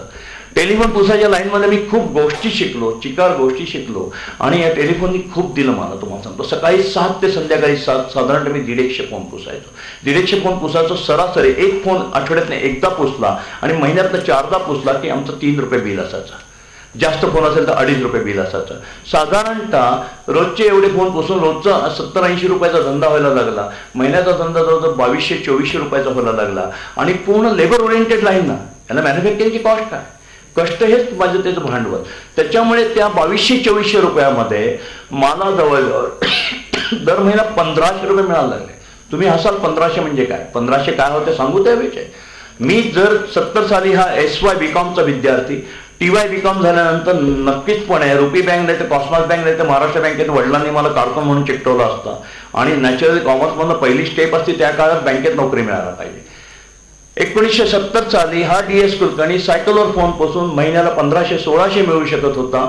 सकाळी 7 ते संध्याकाळी 7 चिंचवडपर्यंत सायकल, मस्त झोप लागायची, असं मस्त बारीक होतो. आता बिल्डर झाल्यामुळे जरा जाडजूड झालं पण त्याला असं मस्त बारीक होतो. आणि त्यावेळेला बँक ऑफ महाराष्ट्राच्या क्लार्कचा पगार, तुमच्याकडे कोणी सिनियर बँकेचे लोक असेल जाऊन विचारा, 210 रुपये महिना होता. साहेबाचा पगार 500, मॅनेजरचा पगार 1000 रुपयाच्या वर नव्हता. आणि आपण तर अजून तर BCom व्हायचं आहे पण कष्टाने, कष्ट केल्यामुळे कसं यश मिळतं तर त्या टेलिस्मॅनने आम्हाला शिकवलं. टेलिस्मॅनने खूप गोष्टी शिकवल्या की पैसे कसे वसूल करायचे, काय करायचं. एका डॉक्टरचे मी फोन पुसायचो. डॉक्टरचे फोन पुसता 6 महिने झाले मला काय त्याच्याकडे बिल मागायला झालं. डॉक्टरांची काही चुकी नव्हती आणि डॉक्टर फक्त वर्किंग डेला भेटणार नाही. मी त्यांच्या घरचा फोन पुसायचे जेव्हा ते त्यांच्या क्लिनिकमध्ये असायचे. हे 6 महिन्याचे 18 रुपये म्हणल्यानंतर आज आपण डॉक्टरांकडे बिल घेऊया. पण धांदरटपणा पण अंगात असतो, कशा शिकायला गोष्टी मिळतात. डॉक्टर म्हणे काय, एकदम ओरडले, त्यांना आवडलं नाही की मित्रांच्या मध्ये एक फोन पुसणारा मुलगा आला. एक तर ते मला नीट ओळखत पण नव्हते. म्हटलं सर डॉक्टर माझा बिल आहे. कसलं बिल आहे? म्हणलं मी सर तुमचा फोन पुसतो. हो आत्ता हो पुसतो. मग कसलं बिल आहे? म्हटलं बिल आहे माझं. किती आहे? मी म्हटलं 6 महिन्याचं आहे. अरे म्हणजे किती आहे? 18 रुपये. आता ते खवळत आहेत. खरं तर मी तिथून सटकायला पाहिजे की उद्या येतो. आता मी पण घाबरत, हातपाय थरथर त्यांच्या समोरच उभं राहिलो. त्यांचे मित्र देखत मग ते रागाने ओरडले माझ्यावर, 100ची नोट सुट्टी आहे का? म्हणलं आहे. आता अजून 25 झाले. ते उठले, कटकट करत घरात गेले, माझ्या तोंडावर पैसे आणून देखले, चालता हो म्हणाले. मला सगळं चुकतंय कळलं. पण नंतर त्याने 1 महिने बँकेच्या मॅनेजरला सांगितलं हा कसला बावट मुलगा आहे. एक तर 4 लोक आम्ही गप्पा चांगली आमची हसं खेळत चालले, तिथे येऊ नये. आले तर हे कशाला सांगू की बिल आहे. पण बिल आहे सांगितलं तर टेलिफोन पुसायचं बिल आहे हे कशाला सांगायचं. पण तिथपर्यंत मी ऐकलं असतं. पुढचा डायलॉग कशाला मारला की 6 महिन्याचं बिल आहे. माझ्या मित्रांचे देखील अब्रू गेले की डॉक्टर फोन पुसणारे 6 महिने पैसे देत नाही. त्यामुळे वसुली कशी करायची, समोरचा माणसाचा इगो कसा असतो, तो काय करतो, हे बारीक सारीक गोष्टी तिथे मला शिकायला मिळाल्या मित्रांनो. मी हॉटेल ब्ल्यू डायमंडचे फोन पुसायचो. हॉटेल ब्ल्यू डायमंडचे फोन पुसताना तिथे PL किर्लोस्कर त्यांचे मॅनेजिंग डायरेक्टर कम चेअरमन नव्हते, मॅनेजिंग डायरेक्टर होते. SL त्यांचे बंधू चेअरमन होते. मला म्हणले DS मुंबईला जाणार का नाही फोन पुसायला? म्हणलं मुंबईला मी जातो ते फोन पुसायला. ताजमहल जाणार का? म्हणलं ताजमहलला जातो. त्यांनी मला छानपैकी लेटर लिहून दिलं ताजमहल हॉटेलसाठी. मी गेलो ताजमहल हॉटेलच्या बाहेर आणि त्या वॉचमनला, जो बाहेरचा वॉचमन असतो 6, 6.5, 7 काहीतरी फुटीचा सरदार जे असतो बघा असं मस्त त्या 5 स्टार हॉटेलच्या बाहेर. आणि ही गोष्ट पण 70-71ची काहीतरी आहे, 71ची असेल. आणि गेल्यानंतर काही कारण आज जर घुसलो असतो मी त्याने काही मला अडवलं नसतं. पण मी त्याला माझ्या बॅगेतनं त्याला लेटर काढून दाखवलं की माझ्याकडे लेटर आहे. त्याला कुठे इंग्लिश येते म्हणजे त्याला वाटलं मी आलो नोकऱ्या मागायला. कारण ते काठी आफ्टर अभि ज्या असं बहुत आते, त्याने मला तिथं आतच जाऊन दिलं नाही. आता काय करावं कळण्यानं मी परत आलो. किर्लोस्करांना मागितलं की तुम्ही पत्र दिलं पण मला वॉचमॅननेच बाहेर हकललं. कारण त्याचं कारण मीच तुम्हाला सांगतो, माझा अवतार. आमच्या त्यावेळेपर्यंत मी त्या वाडिया कॉलेजचीच पॅन्ट घालायचो. वाडिया कॉलेजची पॅन्ट म्हणजे तुम्हाला सांगतो तिला इस्त्री कधीच करावी लागायची नाही. असं सुळसुळीत कापड असायचं. साहेब तुम्हाला कोणाला आठवतं का बघा. आणि बेल बॉटमची पॅन्टमध्ये गुडघ्यापर्यंत खाली ती घोलदार असायची आणि वरती टाईट असायची. तर ती पॅन्ट, पायात रबरी चप्पल, वरती बुश शर्ट आणि हातामध्ये चांबड्याची बॅग, अशा ड्रेसमध्ये आणि त्या बॅगेत एक कागद काढून त्या वॉचमॅनला दाखवतो, हे माझ्याकडे कागद आहे. आणि ते पण पुणेरी मुलासारखं करेल, माझ्याकडे कागद आहे करून. त्याने हाकलणार नाही तर काही करणार. किर्लोस्कर म्हणलं तू बावटासारखा गेल्यावर तेच आहे. म्हणलं तेच म्हणलं बावटा माझ्या ड्रेस पुढे काही करता येईना. त्यावेळेला मला किर्लोस्करने 100ची नोट काढून दिली. आजपासून पॅन्ट सरळ, शर्ट फुल, शर्ट आत घालायचा, पायामध्ये बूट आणि गळ्यामध्ये टाय अडकवायचा. 1971 साली हा जो टाय अडकवला तेव्हा लोक हसायचे. सायकलवर मी टाय मारून आपला मस्तपैकी जातोय फोन पुसायला. तेव्हापासून ही गळ्यात दोरी घालतो. ते 80 साली 1-2 वर्षाकरता काढली होती मित्रांनो. ती नंतर तेव्हा पण माझी चूक आली. हा काय चूक झाली, मी बिल्डर झालो. बिल्डर झाल्यानंतर बिल्डरसारखं बघायचं म्हणलं. बिल्डरचा ड्रेस फार गमतीशीर असतो, पांढरा सफारी. आता बिल्डरही सुधारले ना, कारण मी दर बिल्डरच्या भाषणात हे सगळे मुद्दे सांगतो. मस्तपैकी बिल्डरचा ड्रेस कसा असतो बघा, व्हाईट सफारी, सगळे ती खाली पॅन्ट, पांढरे बूट, इथे रेबॉनचा गॉगल, 5-5चा पाकिट. आणि आता सलमान खान बटन लावतो पण हे बिल्डर बटन लावत नाही. 2 बटणं इथली उघडी आणि त्याच्या हातनं कुत्र्याच्या त्या सोन्याच्या साखळ्या, हातामध्ये 3 कुत्र्याची बांगडी. आता मी सोन्याच्या साखळ्या किंवा असलं काही घातलं नाही, पण पांढरा सफारी घातला. मग लक्षात आलं की अरे आपण चुकतोय. नेहमी लक्षात ठेवा, मी जाता तुम्हाला बिझनेसच्या हिंट देत आहे गरजेचं की बिझनेस तुम्ही तुमचा कस्टमर ओळखला यायला पाहिजे की हा आपला ड्रेस चुकतोय. आणि मी 2 वर्ष ही चूक केली आणि परत हा टाय घालायला सुरुवात केली जो टेलिफोन पुसताना होतं. काय चुकतं की तुम्हाला तुमचा कस्टमर ओळखता यायला पाहिजे की कस्टमर कोण आहे. आता मी घरं बांधतो, माझं घर बांधतो तर कस्टमर कोण आहे, मध्यमवर्गीय आहे, पांढरपेशा आहे. त्या पांढरपेशा मध्यमवर्गीयाला जो आहे त्याला काय लागतं, त्याच्याकडे त्याची अवस्था कशी असते, शेळीच्या शेपटीसारखे, धडणं अब्रू धरता येते, धडणं माशी उडवता येते. हे काढी घेते की झोपडीत जाऊन राहणार नाही किंवा गुंठावरील अनऑफिशियल घर बांधणार नाही, कुठे करप्शन पण हेवी करून काहीतरी पैसे मिळवणार नाहीत. अशा प्रकारचे माझे कस्टमर आहेत, तर त्यांना माझी भीती वाटतं कामा नये. जर मी अशा सोन्याच्या साखळ्या घेऊन ते काय माझी भांडतील. तुम्हाला जर तुमचा ग्राहक ओळखायचा असेल, व्यवसाय करायचा असेल तर लक्षात ठेवा, जो ग्राहक तुमच्याशी टेबलवर हात आपटून भांडू शकतो तो तुमचा धंदा सक्सेसफुल होऊ शकतो. तुम्ही जर माझ्या ऑफिसला आला, माझी व्हेरियस ऑफिस आहे, तुम्ही जर माझ्या ऑफिसला आला जंगली महाराज रोडच्या, माझे सगळे बिल्डर म्हणतात काय थापा मारतो, 4000 कोटीचा बिझनेस आहे, कसलं रे दरिद्र्यासारखं ऑफिस ठेवलं. म्हणलं दरिद्र्यासारखं नाही, माझं ऑफिस आहे, मध्यमवर्गीयांचं ऑफिस आहे, त्यामुळे ते साधं ठेवतो मी. अदरवाईज सर तुमचं फ्लॅट होल्डरला आपण बिल्डर काही ना काही त्रास देतो, तो म्हणून अरे DS कुलकर्णी मला फसवत आहे, बायकोकडे जाऊन सांगेल, आज DS कुलकर्णीकडे जाऊन बघतोच त्याच्याकडे, त्याला ताबा वेळेत देत नाही, दिला तर त्याला फ्लॅट गळका देतो, नळाला पाणी येते, जे काही त्याच्या तक्रारी असतील ते असं म्हणेल बायकोकडे. आणि जर DS कुलकर्णीच्या ऑफिसला तो आला फ्लॅट होल्डर आणि जर माझं ऑफिस बिल्डर सारखं असेल, चकचकीत, काळ्या काचा, दाराची दरवाण, बाहेर अडथळा, पहिल्या PA अपॉइंटमेंट घेतली आहे का, तर त्याचं अर्ध अवसान ज्याला जो काही आरडाओरड करत असतो ते वातावरण बघून तो घाबरून जातो. मध्यमवर्गीय असतो तो घाबरला की संपला, तिथे पराभव झाला तुमचा. आणि म्हणून त्याला वाटेल साजेल असंच ऑफिस द्या. मला आठवते 80-85ला आम्ही दुबईला फ्लॅट विकायला सगळे बिल्डर जायचे. माझा 80% मी बिल्डिंगच्या व्यवसायात आलो आणि तिथे गेल्यानंतर दुबईला सगळे बिल्डर 5 स्टार हॉटेलमध्ये राहायचे. त्यावेळेला ऑफिसेस काढायला परवानगी नव्हती त्या काळात दुबईमध्ये. मी मात्र अतिशय ऑर्डिनरी हॉटेलमध्ये राहायचो आणि माझी जास्त फ्लॅट विकले जायचे. इतर बिल्डर म्हणायचे असं का. म्हणलं राजा तुझ्याकडे जेव्हा फ्लॅट घ्यायला लोक येतात तेव्हा ते म्हणतात बघा ना कसा रुबाबात राहतो, त्याला आमच्या जीवावर हा रुबाबात राहतोय, त्यापेक्षा आपल्या माणसाकडे चला, हे खूप आवश्यक आहे. तुम्ही जर आज माझ्याकडे गिराईक कसं ओळखायचं, ग्राहक ओळखताना तुम्हाला त्याला जे जे आवडते सगळं त्याच्या गोष्टी लक्षात ठेवता लागेल. जसं सिम्प्लिसिटी आहे. तुम्ही आमच्या ऑफिसला फोन करा, फोन केल्यानंतर होल्ड ऑन म्युझिक आहे, होल्ड ऑन म्युझिकला तुम्हाला मराठी भावगीतं ऐकायला मिळतील. आणि मराठी भावगीतामध्ये अर्ध्यावरती डाव मांडीला सोडील ती आहे, अर्ध्यावरती डाव सोडून गेलेलं राजा राणीचं गाणं कधी, दुःखाचं गाणं कधी लावायचं नाही. भैरवी कधी लावायचा, भैरव कधी लावायचा हे पण कळलं पाहिजे की भैरव सकाळी लावतात, भैरवी संध्याकाळी लावतात. अर्ध्यावरती डाव मांडीला नाही लावायला पाहिजे, दुःखद गाणी नाही लावायला पाहिजे, इतकं बारीक तुम्हाला बघायला पाहिजे. साधी दुसरी सिंपल हॉस्पिटॅलिटी खूप महत्त्वाची आहे. हॉस्पिटॅलिटी शिवाय तुम्ही कधी व्यवसाय करत असेल तर हॉस्पिटॅलिटी शिका. आमच्या जंगली महाराज ऑफिसला आहे, कुठल्याही ऑफिसला आहे माझ्या, आमच्या कुठल्याही ऑर्गनायझेशनमध्ये गेला तर चहाच्या वेळेला चहा, ब्रेकफास्टच्या वेळेला ब्रेकफास्ट, जेवायच्या वेळेला जेवण, त्याशी आम्ही जाऊनच देत नाही. हे खूप महत्त्वाचं आहे. आमच्या जंगली महाराज रोडच्या ऑफिसला आल्यानंतर जशी तुम्हाला मराठी भावगीतं ऐकायला मिळतील तसं त्या सिम्प्लिसिटीमध्ये चहा बिस्किटाशिवाय तुम्हाला माझी रिसेप्शन जाऊनच देऊ शकत नाही.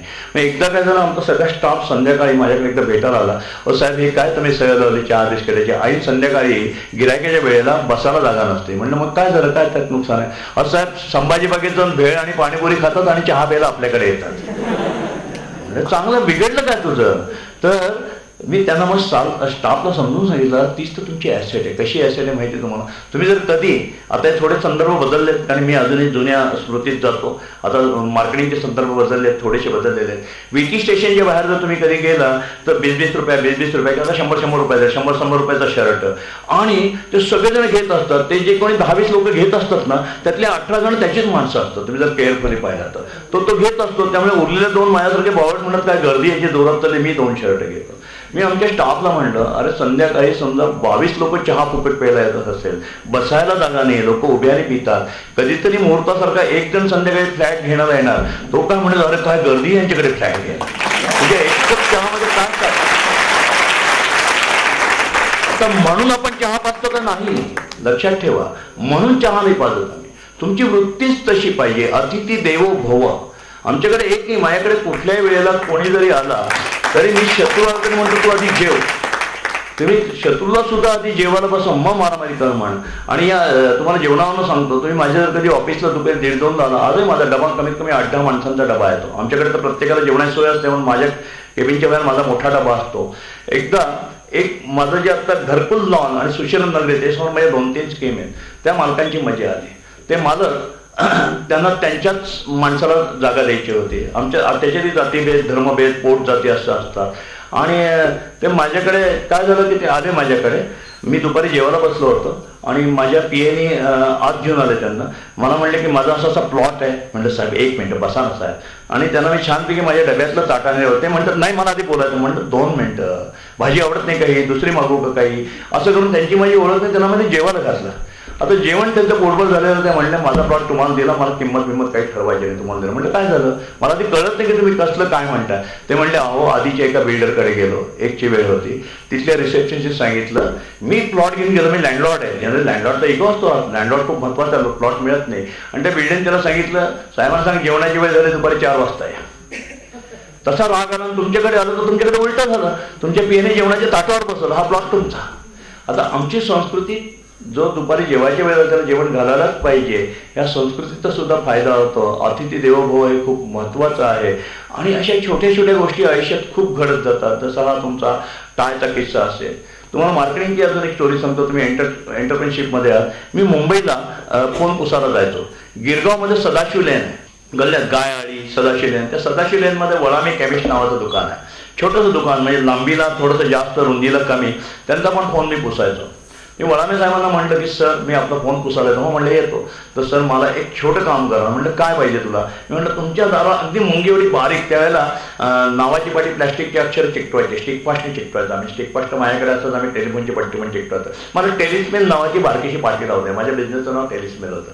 ते म्हणजे काय होईल, नाही हो माझं ब्रँच ऑफिस इथं सुरू होईल, माझं मुंबईला माझं ऑफिस दिसेल आहे छानपैकी, फक्त मला स्टूल पण नको बसायला, फक्त मला एवढी पाटी लावायला परवानगी द्या आणि तुमचा फोन मी फुकट पोसेल. आता माझी इमेज कॉलेजच्या मुलाची अशी एक आपण विद्यार्थ्याची इमेज होती ना. म्हणजे ठीक आहे तुला एक आनंद वाटतो ना, लाव पाटी बाबा, पण मला अजून कळलं नाही तुला पाटी लावलेली काय मिळेल. म्हणलं सांगतो आलं थांबा. आणि मग मी त्यांनी मला पाटी लावायला परवानगी दिली. मी पुण्याला आलो. माझी लेटरहेड आणि बिलबुक जी होती ती सगळी मी फाडून टाकली, शब्दशः नाही म्हणजे बात केली, आणि नवीन बिलबुक आणि लेटरहेड छापलं. टेलिस्मॅन, हेड ऑफिस, सदाशिव लेन, गिरगाव, मुंबई 4. माझं ऑफिस, मला पुण्यालाही ऑफिस नव्हतं माझं. पुण्याला मी मित्राचा केअर ऑफ पत्ता वापरायचा. पण जे आहे मजा की yes where is the head office, Girgaon, Mumbai, Sadashiv.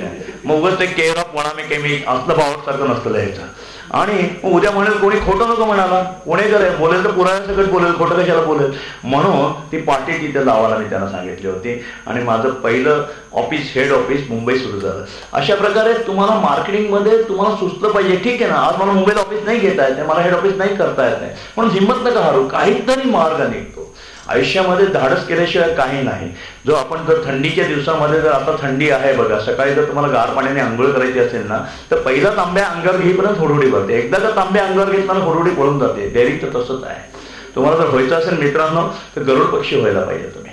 गरुड कसा असतो, पाऊस जेव्हा येतो काळे ढग सगळीकडनं दाटून येतात आणि वारं सगळं सुटतं, तेव्हा सगळे पक्षी सैरावैरा धावतात आणि कुठे ना कुठेतरी आसरा शोधतात. कुठेतरी झाडाखाली बस, आता इमारतीखाली बस.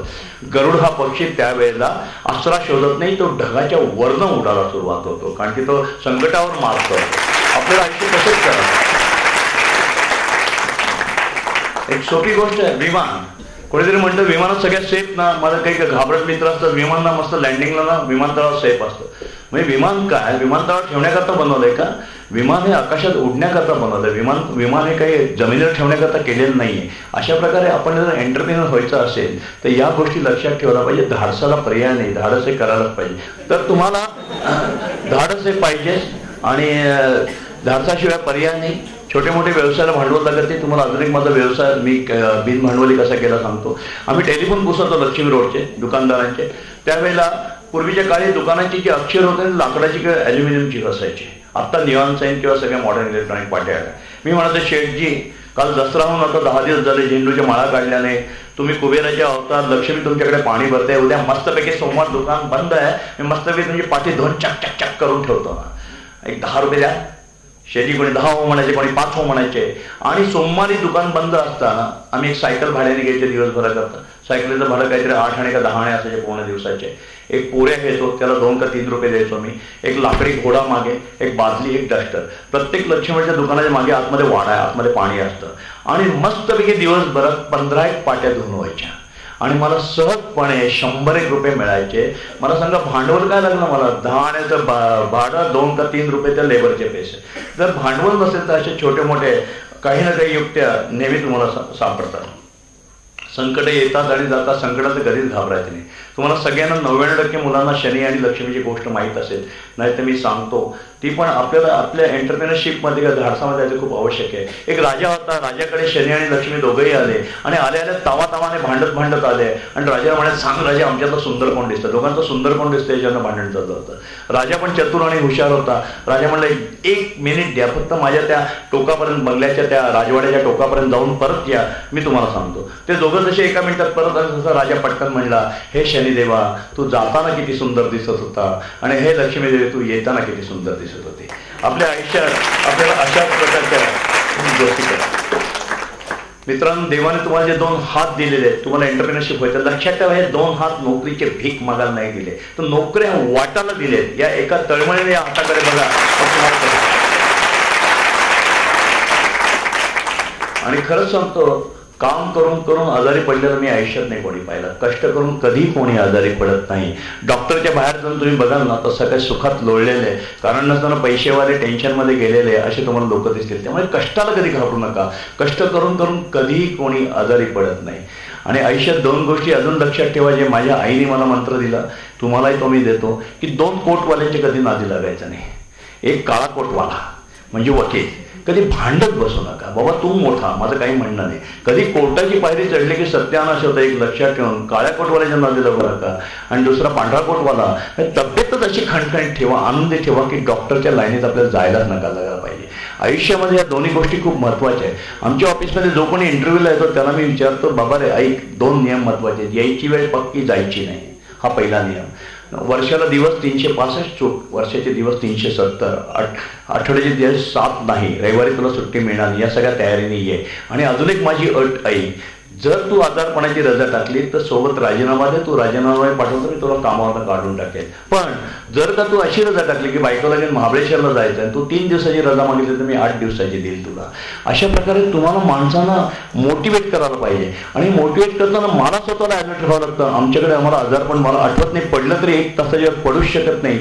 आणि म्हणून जर व्यवसायात यशस्वी व्हायचं असेल तर तुमची तब्येत उत्कृष्ट पाहिजे.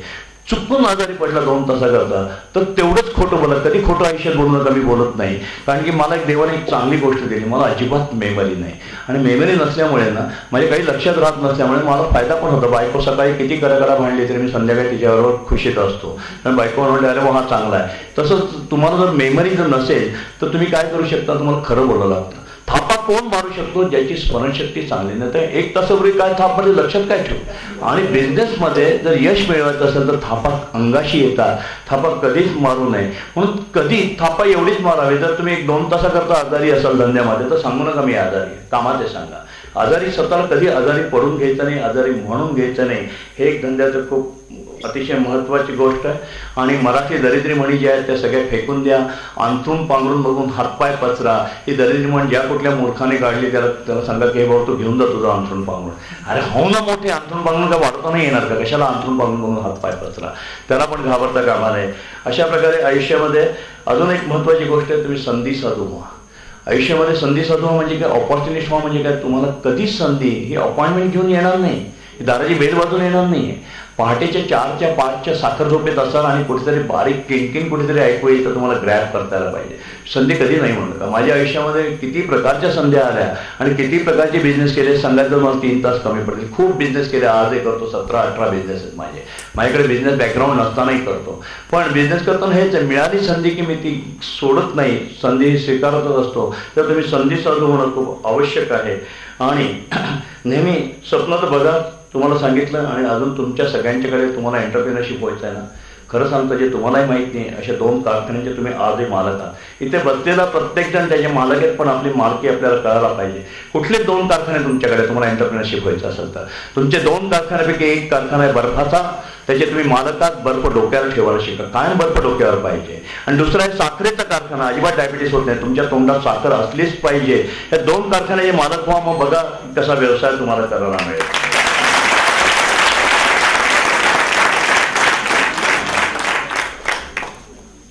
मित्रांनो, मग मी हे फोन पुसता थोडक्यात सांगतो, मी रंगाची कामं सुरू केली. रंगाची कामं सुरू करायला तुमच्या घरी जर रंगवायला यावं तर रंगाची कामं सुरू करायला किस्सा घडला. माझा एक ऑफिस मला मिळत नव्हतं, त्यातनं रंगाचा मी व्यापारी झालो, रंगाचा कॉन्ट्रॅक्टर झालो. तुमच्या घरी रंगवायला यावं तर तुम्ही म्हणायचं पुढच्या सोमवारी. मी म्हणायचं का?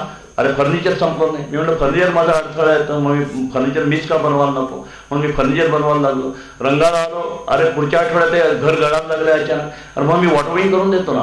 मग मी लक्षात आलं 1973 ते 80 मी तुमचा जुना ओटा बदलून देतो. त्यावेळेला सिमेंटचे ओटे होते, कडप्याचं करून देतो, तुमच्या टाईल बदलून देतो, इलेक्ट्रिकचे पॉईंट बदलून देतो. बहिणी घाबरू नका, नळाचं काम आहे मी करून देतो. फरशीला लाद्या म्हणायच्या, लाद्या बदलून देतो. बाहेरच्या भिंतीला गिलावर करून देतो. तर घराचा कोपरा मी 73 ते 80 सालापर्यंत दुरुस्त करत होतो, माझ्या हाताने काम करत होतो. मग म्हटलं जर कोपरा दुरुस्त करतो तर सगळं घर का नाही बांधायचं, त्यातनं घर सुरू झालं.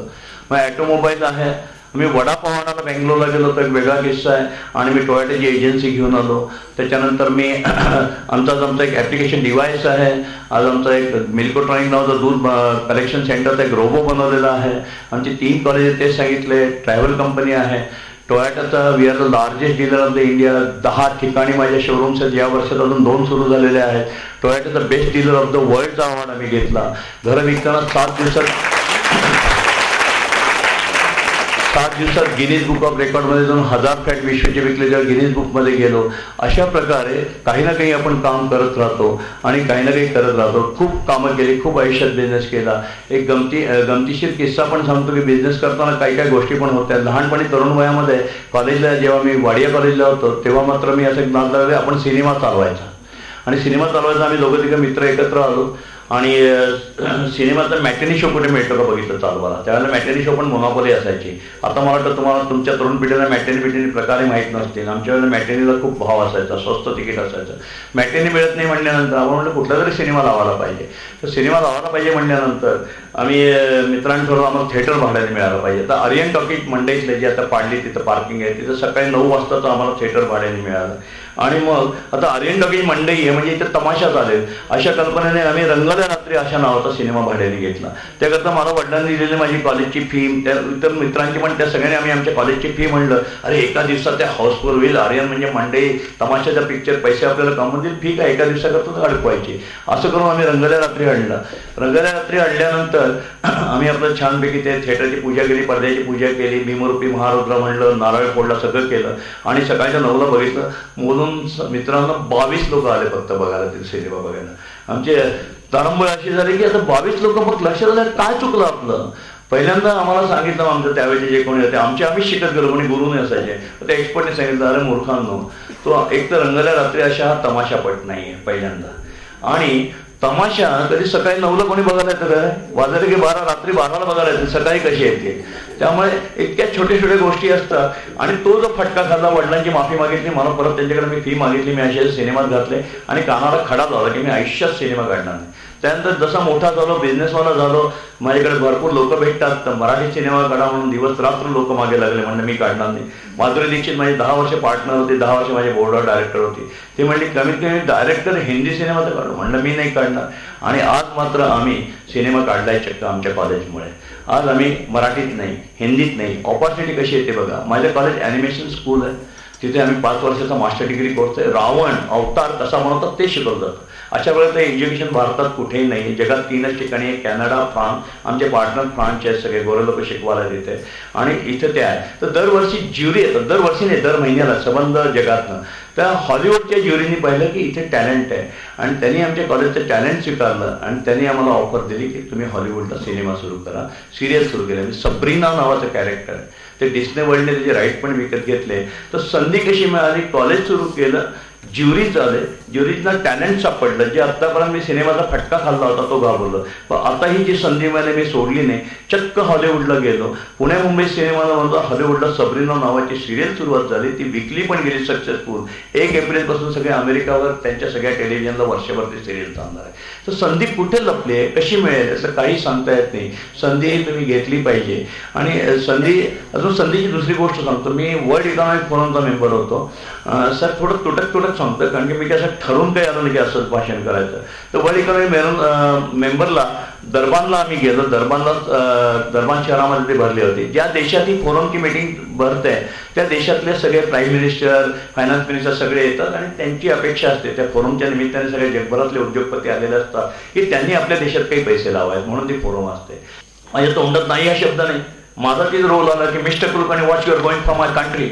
आता मी सगळं बिल्डर पडलो. असं एखाद्या जोरात मला विचारलं मिस्टर कुलकर्णी तुम्ही माझ्या देशाकरता काय करणार, मला असं पुणेरी भरता आलं, खिशात काही नसले तरी एकदम असे खांदे बिंदे ताट झाले. तर I mean make you for your poor people 10,000 houses free of charge. आणि आता हे काय झालं माझ्या डोक्यात कुठनं आलंय, कारण मी बिल्डर आहे. मी आत्तापर्यंत 32,000 घरं बांधून दिली. आम्ही मुंबईला झोपडीवाल्याला फुकट घरं देतो. त्या मुंबईत आम्हाला ते TDR आणि एपीएसआय टॉवर बांधलं देतात, पैसे मिळतात. तर मी म्हणलं मी पण तुमच्या गरीब लोकांना फुकट घरं 10,000 घर फुकट बांधून देईल, खाल्ला पाव तिथे. आता आली का पंचायत. दुसऱ्याशी प्राईम मिनिस्टर बोलून घेतलं की काय म्हणतं, कारण की जनरली ती कॉन्फरन्स कसली असते की तुम्ही आमच्या देशात काही बिझनेस टाकणार का, इंडस्ट्री आणणार का, किती कोटी पैसे लावता, आम्ही आमच्याकडनं काय सवलती पाहिजे. इथं मी बावट सर आहे, बावट हे मी मान्य करतो. आणि बावट सर का मी त्यांना म्हणलं फुकट घर देईल. अरे बापरे. मग त्याने दुसऱ्याशी मी त्यांना म्हणलं sir please try to understand. आणि मी अजून माझी कमिटमेंट पाळायला तयार आहे.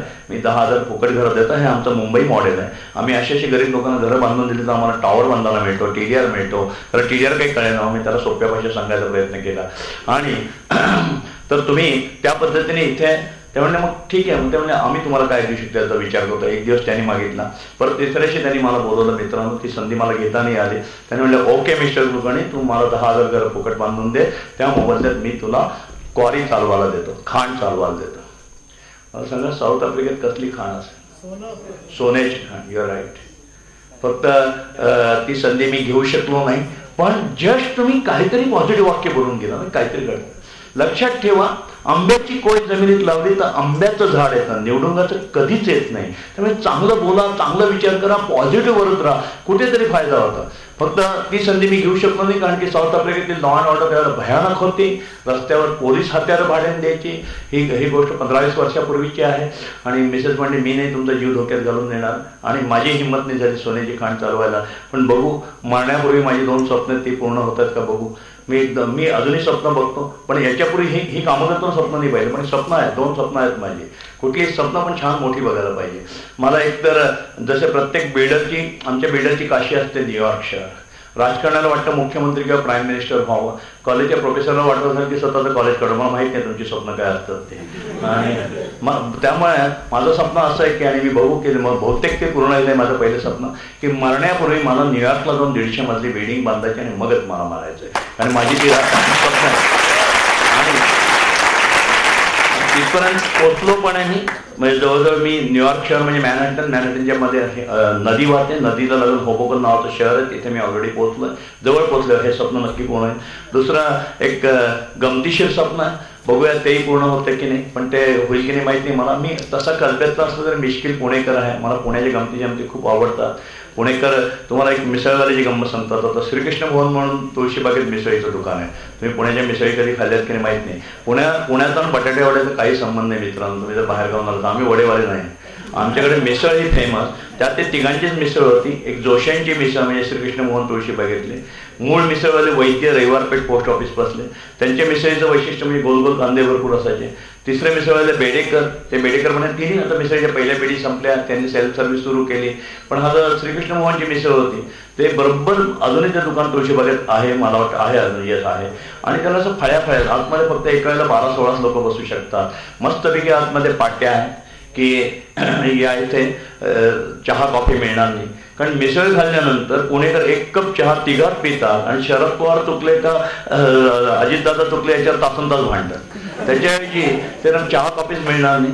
दुसरे नाजूक असतात पुणेकर, तुम्ही पाटी तिथे वाचा अजूनही असेल ना, मी तुम्हाला 15-20 वर्षावरची सांगतो, हल्ली मला 15-20 वर्षामध्ये अजिबात वेळ होत नाही. अर्धा प्लेट भजी मिळते, कारण की आम्हाला पचत नाही 6 भजी, मग 3 भज्यांची पण अण्णांनी सोय केली.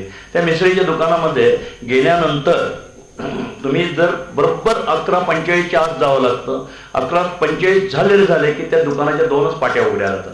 याचा अर्थ बाहेरच्या माणसाने आत यायचं आणि आज जे गिऱ्हाईक असेल त्या मिसळ खाली की जाऊन जाईल. मी बरोबर 11:44ला धावत गेलो आणि तिथे अण्णा समोरच असतो, जे जोशी अण्णा समोरच होते गल्ल्यावर, स्वच्छ माणूस. तुम्हाला सांगतो, रत्नागिरीत असल्यामुळे पट्ट्याचा पायजमा, वरती पांढरा शुभ्र बनियन बाह्यांचा, पण कुठेही बघलेत पिवळा डाग नाही, असं मात्र इथं गंध, स्वच्छ दाढी केलेली, असं त्या जोशीयांना तिथं हसतमुखाने बसलेले, चष्मा सुंदर घातलेले. आणि मी टेबलवर बसल्यानंतर ऑर्डर द्यायचा प्रश्न देत नाही, आणि मिसळ खाणार आणि देणारे, जे अस्सल खाणार देणार ते एकमेकांना अण्णाच म्हणतात. आता मी तिथे बसल्यानंतर मला त्याने मिसळ आणून ठेवली. मी नेहमी ते गिऱ्हाईक, त्या वेटरांनी तिथे वेगवेगळे प्रकार नव्हते. अण्णांनी मला गल्ल्यावर विचारलं, अण्णा, मी म्हटलं काय अण्णा, नोट कितीचे? पहिलं तर आमचा नाही खात, नोट कितीचे? सर बिल्डर होतं मी म्हटलं 100ची नोट आहे. मिसळ खाल्ली आणि मी त्याला पैसे द्यायला गेलो, 10 रुपयाची काढून दिले. मला म्हणजे अण्णा 10ची नाही 100ची द्या. म्हटलं काय झालं अण्णा? पुडी बांधून ठेवली आहे. 94.5 रुपयाची रबराची पुडी त्याने बांधून ठेवलेली होती, त्यामुळे 100ची नोट द्या.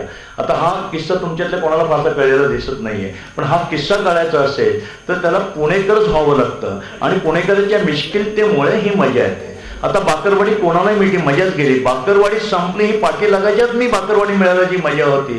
त्यात बाकरवाडी कधीचा मिळते त्याच्यात काही अर्थच व्हायला नाही. आता मला वाटतं कयानीची स्ट्रॉबेरी कदाचित शॉर्टफॉल असेल, शॉर्टफॉलची पण मजा येते. तर माझंही स्वप्न पुणेकरांसारखं छान एक दुकान काढावं. आता हे पूर्ण की नाही माहीत नाही मला एक मस्त दुकान काढायचं आहे. कसलं दुकान काढायचं? मी लहानपणी टेलिफोन पुस्तकामध्ये सगळ्या पाट्या वाचायचो. मला एक छानपैकी दुकान काढायचं आहे, सुंदर धोतर घालायचं आहे, कोट टाय सगळ्याला काढून टाकायचं म्हातारपणी, आणि मस्तपैकी वरती तो छप्पा, ती 3 सोन्याची बटणं, वरती व्यापाऱ्याची टोपी. मला संघाची काळी टोपी पण नको, काँग्रेसची पांढरी टोपी पण नको. मला व्यापाऱ्याची एक छान टोपी पाहिजे, अशी नक्षीदार, इथे असं गंधाचा टिळा लावणार आणि छानपैकी मस्तपैकी त्या सिल्कचा झब्बा घालून त्या दुकानात जाऊन बसणार. दुकान असेल दीपक सकाराम आणि मंडळी, सोन्या चांदीचे व्यापारी.